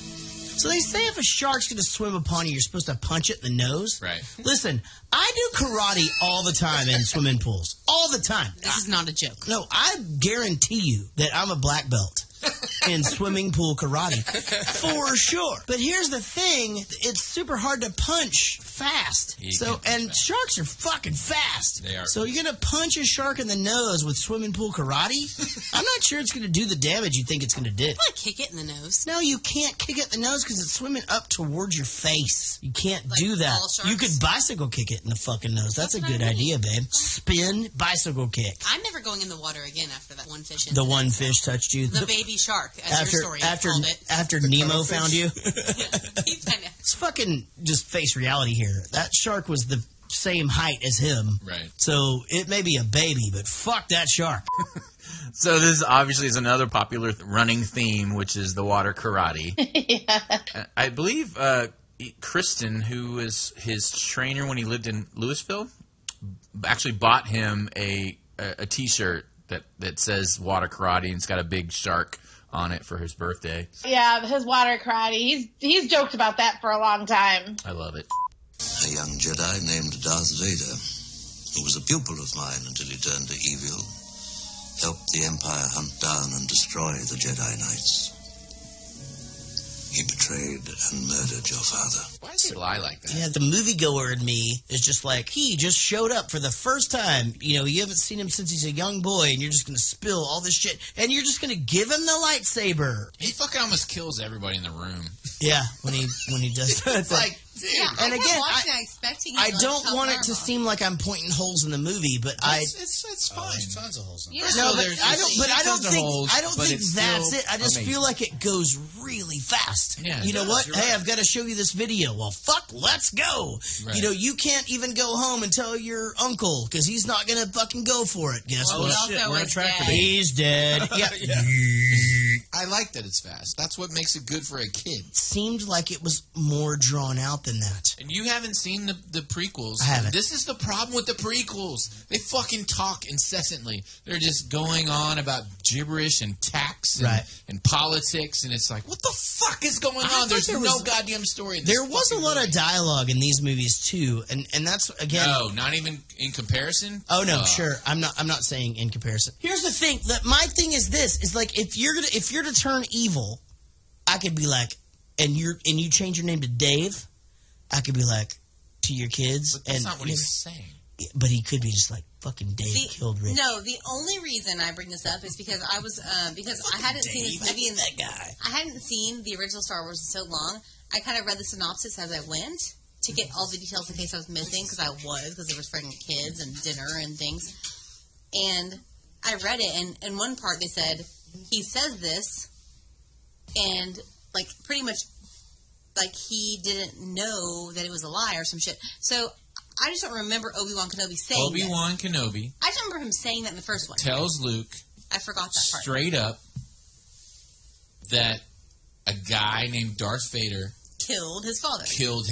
Betrayed and murdered. Betrayed and murdered. So it was deep. But there was no ambiguity in what he said that Luke Skywalker at this point in time should think that those two people are the same person. Okay. Oh, of course. Yes, absolutely. But when I read the synopsis, they acted like Obi-Wan Kenobi was confused by it, and that's why it confused me, because I was like, I don't remember him even saying that. He was out and out lying to save Luke Skywalker from thinking that his dad is alive and evil. Yeah. Right. But that's what I'm saying. You could say, like, somebody got sucked into something. I don't know. Like, if evil takes over somebody and you're telling a kid. Are you trying to defend Obi-Wan for lying? Is that what you're doing? I'm saying that I think Obi-Wan said this for a reason. Yeah, and that was just to spare Luke from knowing that his father is an evil person and is still alive. Yes. That's it. We're saying the exact same thing. I don't think we are. We are. It sounded like you were saying that Obi-Wan believes that there's a justification for saying what he's saying because he feels like that internally he struggled and he got killed inside. No, I'm saying that he's okay. So you want to fucking simplify it? Yes, he's saying your dad died at the hands of Darth Vader, and your dad is Darth Vader, and Darth Vader's fucking evil. That happened. He killed him. But really, he's fucking lying. Because to your fucking credit, you're saying that Darth Vader fucking. Don't give me any credit. You're saying that fucking Darth Vader killed Anakin Skywalker. I'm not saying that at all. What are you talking about? You're saying that Obi-Wan believes it. What are you talking about? I'm saying this. I'm saying, like, how is this not clear? What I'm saying? It's not clear. I am saying that Obi-Wan has now just lied to Luke and said Darth killed your father, Anakin. And these are two separate people. They are not the same person. And this guy killed that guy. End of story. Okay. We're watching an actual lightsaber duel right now. It's crazy. Okay, I get that. But at the same time, isn't there a bit of Obi-Wan who thinks that Darth Vader, the dark part of Anakin, did actually kill him? Anakin Skywalker doesn't exist anymore. Undertone of symbolism. That's what I'm fucking trying to say. Yeah, but you were saying as if he believed that was a case. That's not what I was trying to say. It's just fucking hard to argue with you. I have a theory. It is hard because I'm so lost. I have a theory. Maybe George Lucas didn't know what the fuck was going to be in the second film. Totally. He figured it was just going to stop right there. Right. No, I believe that. And so now in Empire Strikes Back, when we find out that Darth Vader is... Spoiler for all you other fucking idiots that haven't seen any of these movies. Listen, lad, I'm your dad. Sorry about your hand. Exactly. In the next episode, you'll understand. No, seriously, I don't think he knew either. No, I don't think so. He goes back and tries to rewrite history all the fucking time. But isn't that funny that Star Wars is so important that we go back and we think about a movie that was written before any of the other fucking movies were, and we have to make sense about what this fucking movie that was written before. I think it's funny that you guys try to make sense of what's in this guy's head. I mean, it's like trying to make sense of what's in Quentin Tarantino's head. I think we have enough evidence to know that he likes to go back and rewrite history. Who? George Lucas. Stephen King.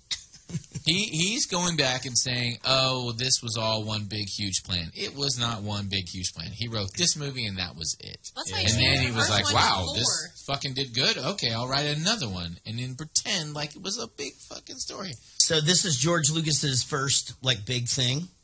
Well, yeah. And how much money did he get to do this movie? I don't know. Well, look it up. No. You're not the boss of me. You are fucking feisty today. I feel like you're trying to prove a point today, and if that's what it is, like, then you're very, very important to this show. And thank you, Rich, for everything you do. You're an intricate part of everything I do podcast-wise. All right, I feel better now. Okay, so you have that now, and so if we could go back to fucking talking about movies and shit, that'd be amazing. Hey, remember when we talked about Star Wars? I don't remember that. I wanted to make sure that last part was documented a second time. I am important to the show. You heard him say it.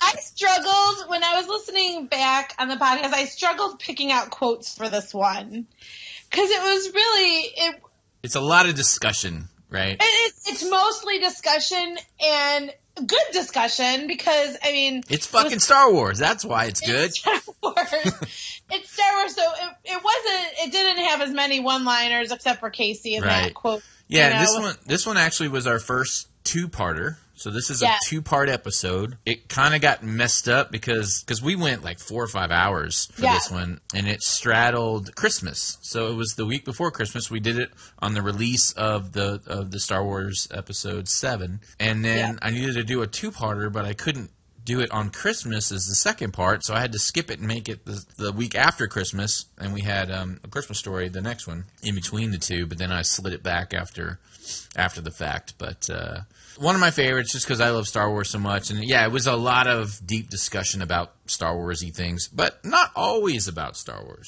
He doesn't like you. Sorry. I don't like you either. The funny thing is, I've been in that conversation in bars a bunch. You know, like, at that point, you have a decision to make. Why are you such a dick in bars that people don't like you? It's not that. At that point, that guy's being a dick, and I have to look around and be like, okay, how many friends do I have here?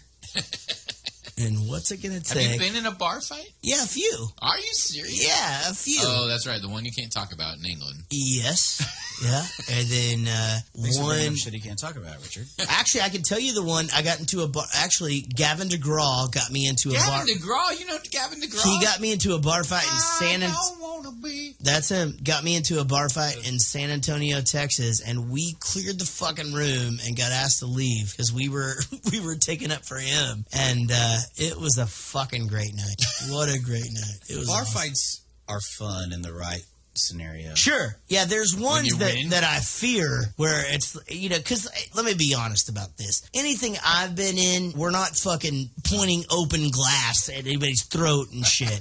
It's more like, somebody got punched. Hey, a headlock. All right, now what? Hi, I'm going to punch you in the face. And then it just sort of like plays out. That's the beauty about bar fights, though, because you can bow up to somebody that bows up to you. Yeah. And there's some grabbing, some pushing, maybe a punch or two, and within seconds, oh God, hopefully, somebody's grabbing you and pulling you away 100% from the person that's trying to punch you in the face. I say that all the time. Like, I say that anytime anybody walks up to you in public and, like, tries to start a fight with you. Yeah, they don't want to fucking fight. They do not want to fight. No.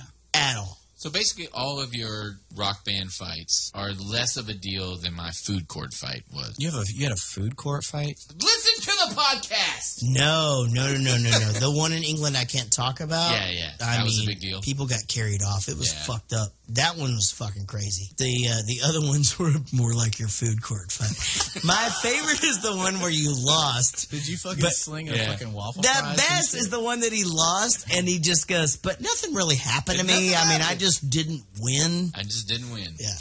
And his brother fucking got behind me. What a fucking dick. I swear to God, I think I'm on record. Maybe you didn't put this into the edit. Even if I didn't even fucking know who that kid was, I would have kicked him in the fucking face as hard as I could. As hard as I could. Just for being a fucking asshole. That is asshole move. They were assholes. They were Fuck no one liked that him. guy. No one liked If him. you ever get in the fucking crouch down position behind somebody so that they can lose a fight, you deserve what fucking comes into your butthole and your mouth. Agree. Into your butthole and your mouth. Where does he come up with lines like that? I mean, that one just killed me. That line stuck with me for weeks. Like and then there's Mark in the background. You had a food court fight? Food court fight? Listen to the podcast, Mark. I know you're busy. Listen to the podcast.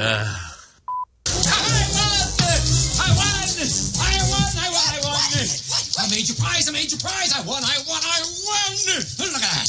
Look at a Western Union telegram. Tonight is coming tonight. Hot damn the night. What does this mean here? It means it's coming tonight.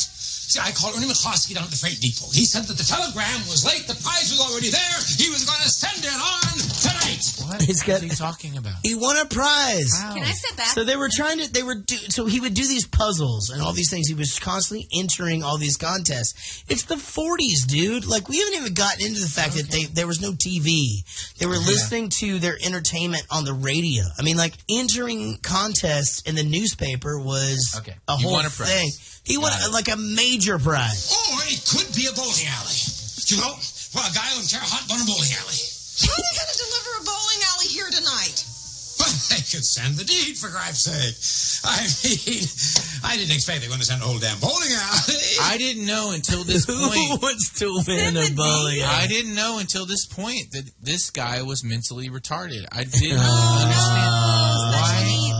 Oh, is it special needs? Special needs. Or different. No, stop that. No, it could be anything. Who the fuck actually thinks he's going to win? I mean, that's dumb. It's the 40s. Dude, they just got out of the Depression. It could literally be giving away anything. Bowling alleys? It could be anything. Could be a free freaking boat. That's the Family Guy. Did you tell him that? No. I watch Family Guy. Oh, of course you don't, because you're a fucking miserable, horrible person. Yeah. Like some stuff, Rich. I don't watch cartoons. Ugh. Why did you pick him? Why are we doing this? He didn't pick me. No, he picked me. It's like a fucking Harry Potter fucking true. one. It's so fucking true. This one chose you, No, Harry. he picked me early on, and I was just like, now you'll be involved. You'll be involved in everything from now on. Yeah. Oh, by the way, I even told him, no, I don't mean this for me. I mean, like, go get someone interesting from your. Why would you pick someone that's like my fake godfather? Godfather, yeah. You realize all that means is my parents die. He thinks he owns me. Yeah, no, baby, you're 25. It doesn't have a thing. Tell him that. It just means that if you get remarried, I'll have to walk you down the aisle. That's all. What? Fuck all of this. So, just for the record, I am Casey's godfather. For the record? Yeah, and apparently... Are you just your godfather, or are you an appointed I'm an godfather? appointed... So, I mean, I'm self-appointed, but it's stuck. I am her godfather. His other two kids call me Godfather Rich. It's stuck. So, and apparently I don't like storybooks. Like, none of them. Hey, what? If I lose my temper, you're totaled, man. Totally? Totally. Why don't you just shut up? Nobody here is interested. Really? Butt face. Well, hey, Sporto, what'd you do to get in here? Forget to wash your jock? Excuse me, fellas. I think we should just run our papers. Look, just because you live in here doesn't give you the right to be a pain in the ass, so knock it off. Hey, there's a lot that goes on in that scene. So in theater, the thing is he would let people do scenes from movies for a grade. He had to do a scene every 6 weeks. And so this scene was played out. I mean, everybody did it. What a great idea. How come my theater teacher didn't do that? You guys couldn't do movies? We did plays every time. You had to audition for the plays. Theater arts was just a class. Yeah, it was in our class, but we just did plays in our class. Like, the whole class was just us learning the next play. We did scenes, and then we talked about, I mean, that's always how got the lead, by the way. That's how I lost my accent. Like, and it does come back when I drink beer, but, good diction and breathing, learn how to breathe. And so you had a country, dare I say, dude, you've heard my mom talk. It's crazy. I mean, I talked to my brother on the phone. I'm just like, did I used to fucking sound like that? It's nuts. And what's funny is that, and I hate this because my family talks like that, but to me, when a person has a really, really thick accent like that, their IQ to me just plummets. And it's bad because that's don't talk about so Mark like terrible. That. Man, I ain't talk like that. You're foul stench. My mom would call it, hey baby, it's mama. I'm just calling to see what she's doing. Hey, I'm cooking, so just call me back when you can. There's your mom and them. Your mom and them, yeah. They live way up in Decatur. I don't mind that accent as much. I just hate L dropping. L dropping is where I draw the line. I told you something. I told you something. Yeah. That's where I draw the line. That's that's where IQ is. I don't even know where you come across that. In England, they invented the language, but they have silent fucking T's there. So it's like electricity. Right. It's like, there's a fucking T in there. Yeah. Then they have all their own little fucking thing, clicks just like we do. So it's like you said, the Cockney accent. They do, yeah, sure. So anytime I try to sound like an English person, I sound like Dick Van Dyke, which is still Cockney. Yeah. And it's not real. I mean, that's a very, very prim and proper kind of thing. But yes, you're right. And they like to put a U after an O in the word flavor and color. So there's just a fucking random U in there. Or a fucking E and shit at the end. All of that. Yeah, they will put an E on shit. I'm not quite sure the E's going to do it. Let's add a T at the end as well, but it'll be silent. What the fuck just happened? It's like the Monty Python female right there. Hey, baby, it's mama. Dude, when he does Hey, baby, it's mama, I get giddy to hear. You know what I mean? It's like, that's one of my favorite things ever. That's why when I was there, I said, what did your mom say? When we were out to dinner, I go, I just want to know what your mom said. And then he's like, we didn't say anything. I was like, no! I was hoping to get a Jaret mom story. I love when he does that. Hey, baby, it's mama. It's the best. Have we told the Blood Brothers story yet? I think so. I don't remember. Well, it comes up every holiday because this year at Halloween, Mark's wife Jennifer, we're all sitting in the kitchen and she just goes, "What do we feel like the vibe is going to be this Halloween?" And we're just kind of looking at each other like, "What do you trick-or-treatings? What do you mean? I don't know. Like, what are you talking about?" She goes, "Well, I was just thinking about inviting some of my actual friends." But if it's going to be any sort of replay from last year, then maybe I'll just not do that. Yeah, we're both like, what are you talking about? It was just like chill hanging out in the kitchen. They're like, "You fuckers became blood brothers last year." And it's like, and Casey's like, "You're my dad's blood brother." I don't know. I mean, I'm sure you're both are clean from diseases and stuff, but if you weren't and you didn't know the other one. No, Rich, clean, we don't think about that. We're badass musicians. That's okay? right. Okay. Yes, we did. I've never used a condom ever. And it's okay. Yeah, it's okay. I used to dip my condoms in whiskey, and then I would light them on fire to make sure it would stay clean. Yeah, fuck yeah. You fucking dip it in rubbing alcohol. Yes. But it burns a little. Jack Daniels. Yeah, I would dip it. Yeah, fuck yeah. I'd dip my condoms in Jack Daniels and light them on fire before I put them on. I believe, actually, we That could have we something drank to do with whiskey. why I have We fortune. drank whiskey that night. We didn't drink a lot of whiskey. Yeah, and I'm not really a big whiskey drinker, but I drank some that night. And yeah, so anywho, we were like, no, we'll be fine on Halloween. Everything will be fine. We'll behave ourselves. And she didn't invite anybody. So anyway, you were there. We saw your calves.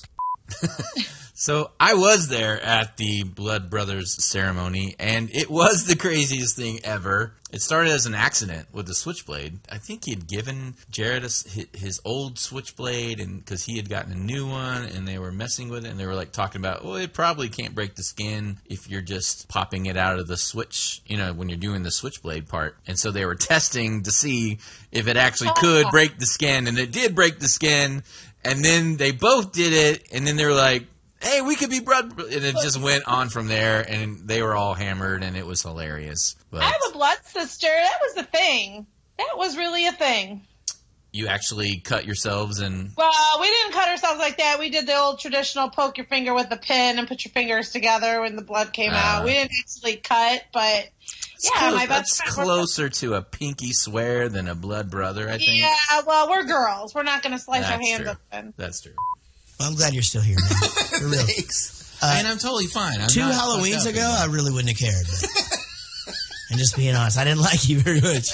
And now you're... It wasn't Halloween. I like It was you now. before Halloween. It was fucking Halloween, man. No, that's when you said you liked me. Oh, that's true. Yeah, and you got in trouble by your second wife for coming over after she went to bed. Yeah. And then we all sat outside and drank at the table or whatever, and you got in so much trouble. Jennifer. Uh-huh. I mean, his Jennifer, not my Jennifer. Yeah, yeah. You do love your Jennifer, too. I do love my Jennifer. Yeah. His Jennifer used to piss me off a little bit.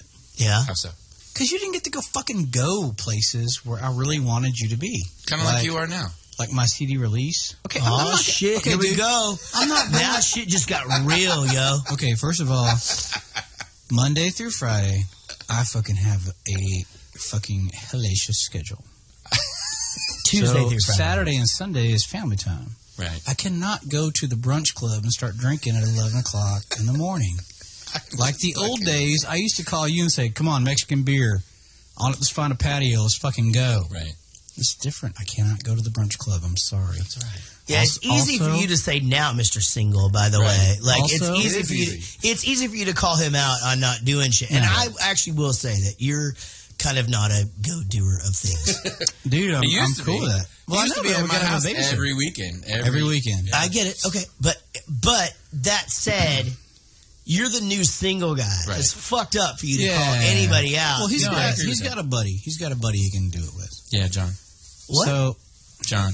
Who is this John character? He's a bass player, actually. I don't like it. No, you won't. I don't like like him. this. You would I don't hate like him. this at all.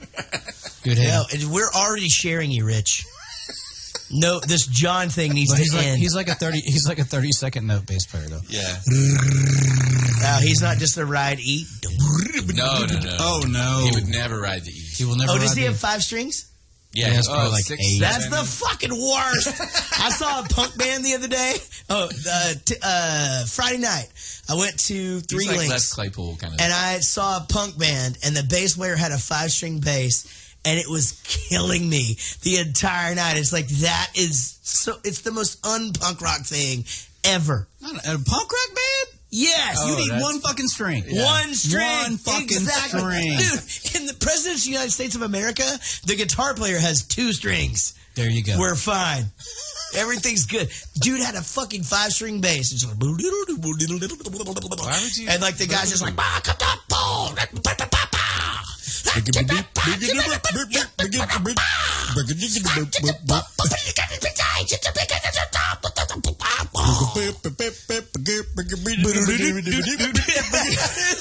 that's exactly what it fucking sounded like. I swear to God, it was the fucking worst. That is the worst. If you're in a punk band and your bass player has more than 4 strings, your fucking band sucks. All of the dicks. How is he a punk rock? It's not even a thing. Fuck that. I fucking want that guy to fall off the stage so hard. However, John is actually an amazing. He's like a fucking virtuoso. Sure. He's like one of those Jaco. So John fucking hangs out with you? That's the thing? Yeah, they're brunch club buddies. You guys are brunch club buddies? Yeah, we were in a band together. He was in Eden Machine for. Hey Jaret. I'm the new singer for Eden Machine. I know. Hey, it's my 5th band. Yes. Jaret. John. Yeah. He's talking about is the president of the brunch club. Oh, he's the president. No. He stepped You guys aside. have officers? Oh, he stepped down. Is there a treasurer? He stepped down. He's vice president. What is vice president? What are your duties? What are your duties of that? Just show up and drink beer. Right. Okay. Yeah, but you had a Bloody Mary today. Yeah, I did have Bloody Mary today. You drink vodka. That's today? because we were all out together last night. Huh? You drink vodka today? Yeah, they have really good Bloody Marys. So yeah, I just needed a little hair of the dog. Okay, so what is John's? Why did he step down from being the president? He is Secretary of Defense, I think. Secretary of Defense. Defense. All the fag jokes. He's the preventer of drama. Are there other brunch clubs that try to invade your patio? No, he defends us from drama. You know what else? Do you wear vests that have your territory it's like on the bottom rocker? It says Sons of Brunch Club on it. And then on the bottom it says Frisco. Yeah, you know what? That's a great idea, though. We love waffles. So when motherfuckers show up in the parking lot wearing fucking Allen, do you guys get into it's when the lunch club shows up. They're just like, fuck you. Don't talk about the Get lunch the club. fuck out here. This is brunch club territory. And the fucking lunch club tries to come in. Dude, I've seen this shit go down. Dude, it's fucking crazy. I don't even want to talk about that. It's like kind of Waco shit. at fucking the goddamn fucking Twin Peaks. Yes, exactly. All over again. By the way, if anyone wants to Everybody's join, throwing eggs at each other and shit. It's fucking crazy. The syrup gets out of hand, dude. They're just fucking pouring it all over. People like slip. Splashing They mimosas. slip. People fall down. There's champagne and orange juice Everything fucking all over everywhere. and not freshly squeezed. Are you fucking kidding out me? of the goddamn fucking? What is it, Sunny D? It's fucking terrible. Oh, fuck. Yeah, and then they throw it at each other and Oh, shit. my God. It's fucking crazy. Do they even have shrimp cocktail? No. Oh, fuck. But they have mac and cheese. I will never go there. Ever. I would be too afraid for my life. fucking hate it. Hate that shit. by the way, if anyone wants to join the We brunch just club, joined Lunch Club. Yeah. We're in Lunch Club. Did we just start a lunch club? We're fucking in Lunch Club. And we get jackets. Sunday Lunch Club. We're fucking cutting. What do we roll up in? SUVs, right? Like just not motorcycles. We're in fucking SUVs with the windows tinted and shit. I don't have a motorcycle. Me I have either. an SUV though. I'm scared of motorcycles. My SUV's black too, man. Yours is too. Yeah, we fucking did it. We could roll up on that. You bitch. have to have a black SUV to be in Lunch Club. Black SUV. Also, rule number one. Everybody in Lunch Club has to talk about Lunch Club. always. Are you guys the only ones in the fucking restaurant now? Like, how many people that place go? is packed always. How do you get a table that big, though? Well, we get there right when they open. It fills in pretty good.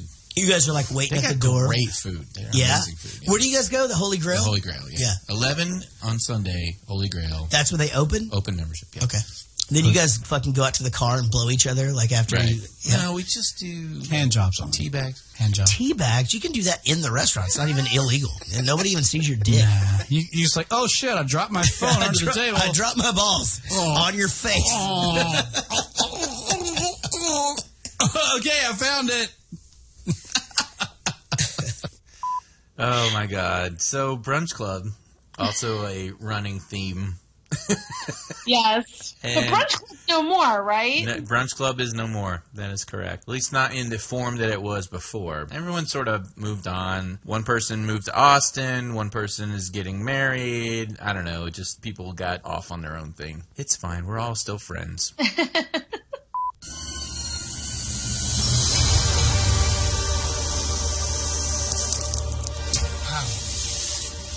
He's the one.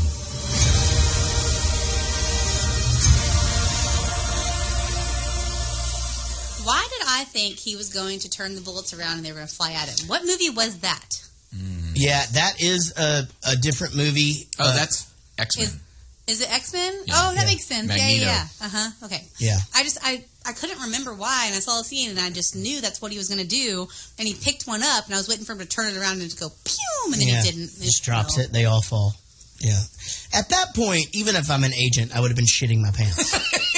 The one sticks around for a second or two, but the other two are just like, fuck this. Yeah.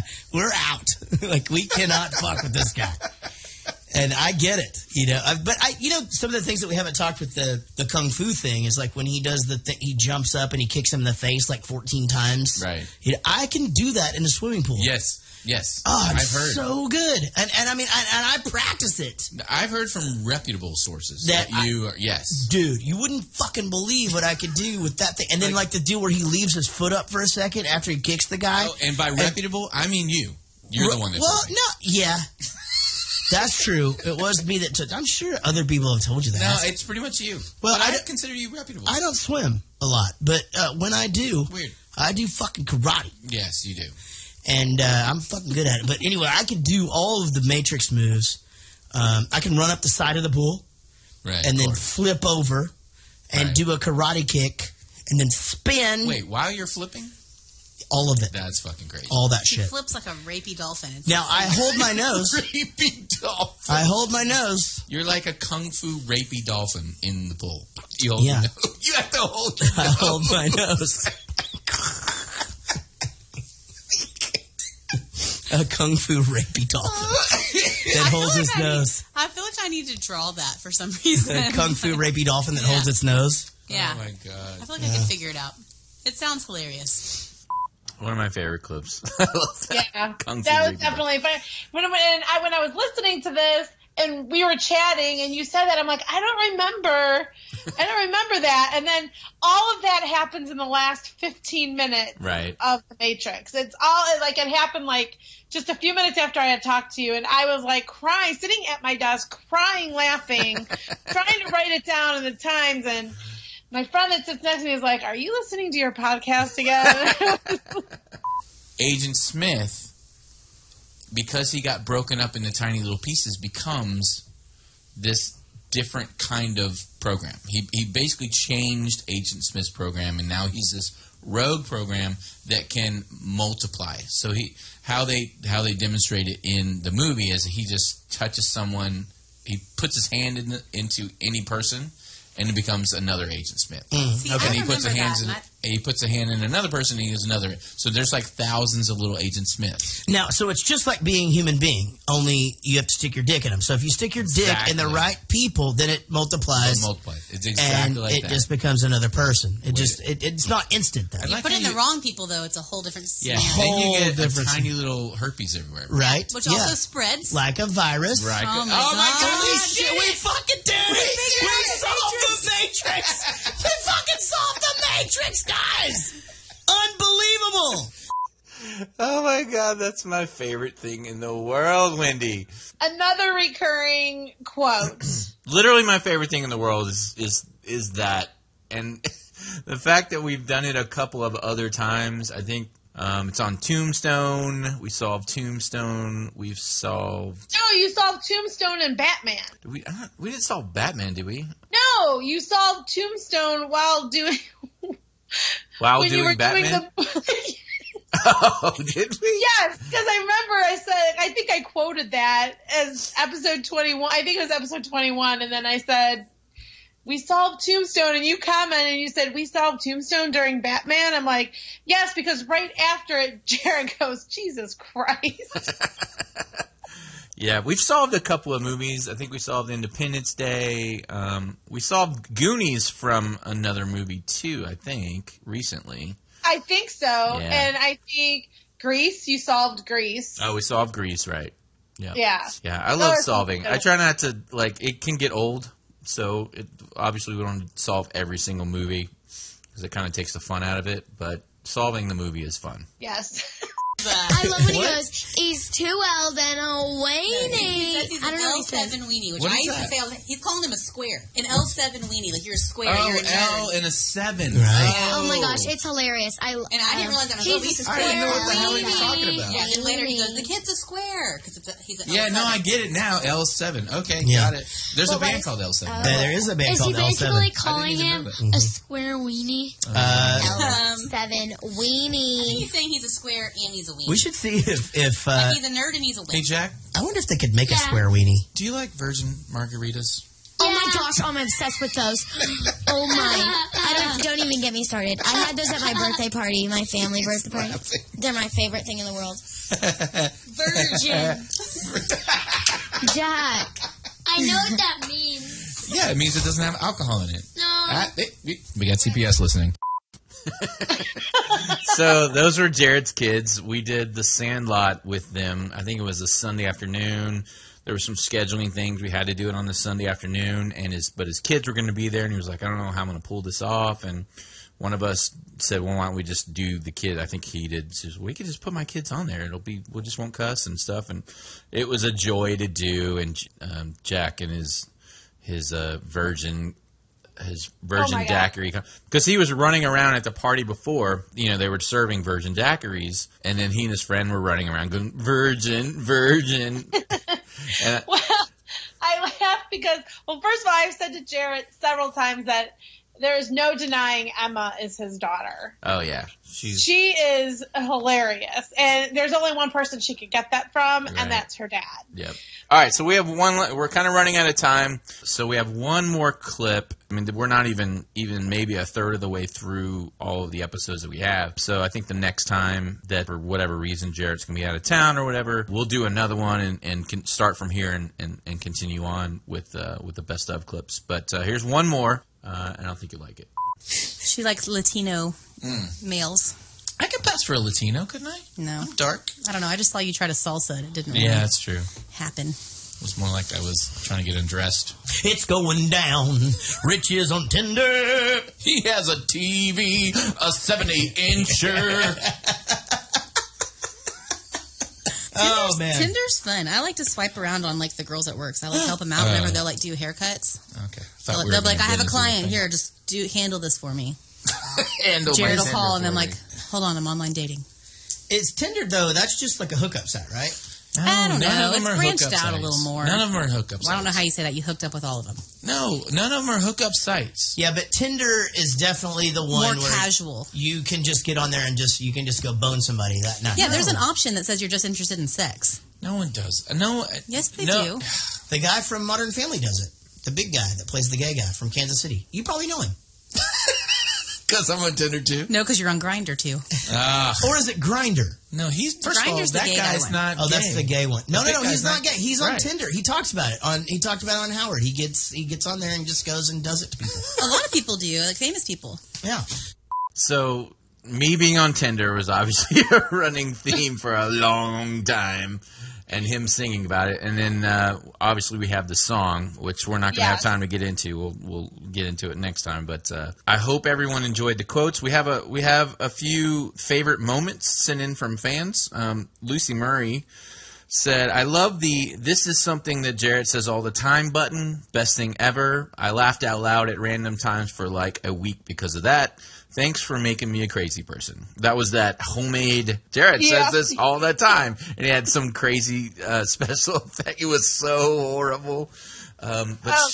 Lucy Murray loved that one. So we got Annie Allman. The Grease podcast had me crying. Literally towards the end, I almost drove off the road. The Grease was pretty crazy. I was actually not sure if people were going to like that episode, just because it went so crazy near the end. I figured people were going to hate it or love it. So. Oh no, that one! I had high expectations for the Grease episode, and it exceeded. I thought it was funny from beginning to end. It was exactly what I had in my mind happening. Like, excellent. So I think I even put on the Facebook page, Grease the musical happening now. And that was just an afterthought. I had put together all the clips and, you know, put everything together for Jaret's stuff, and I was sort of just killing time.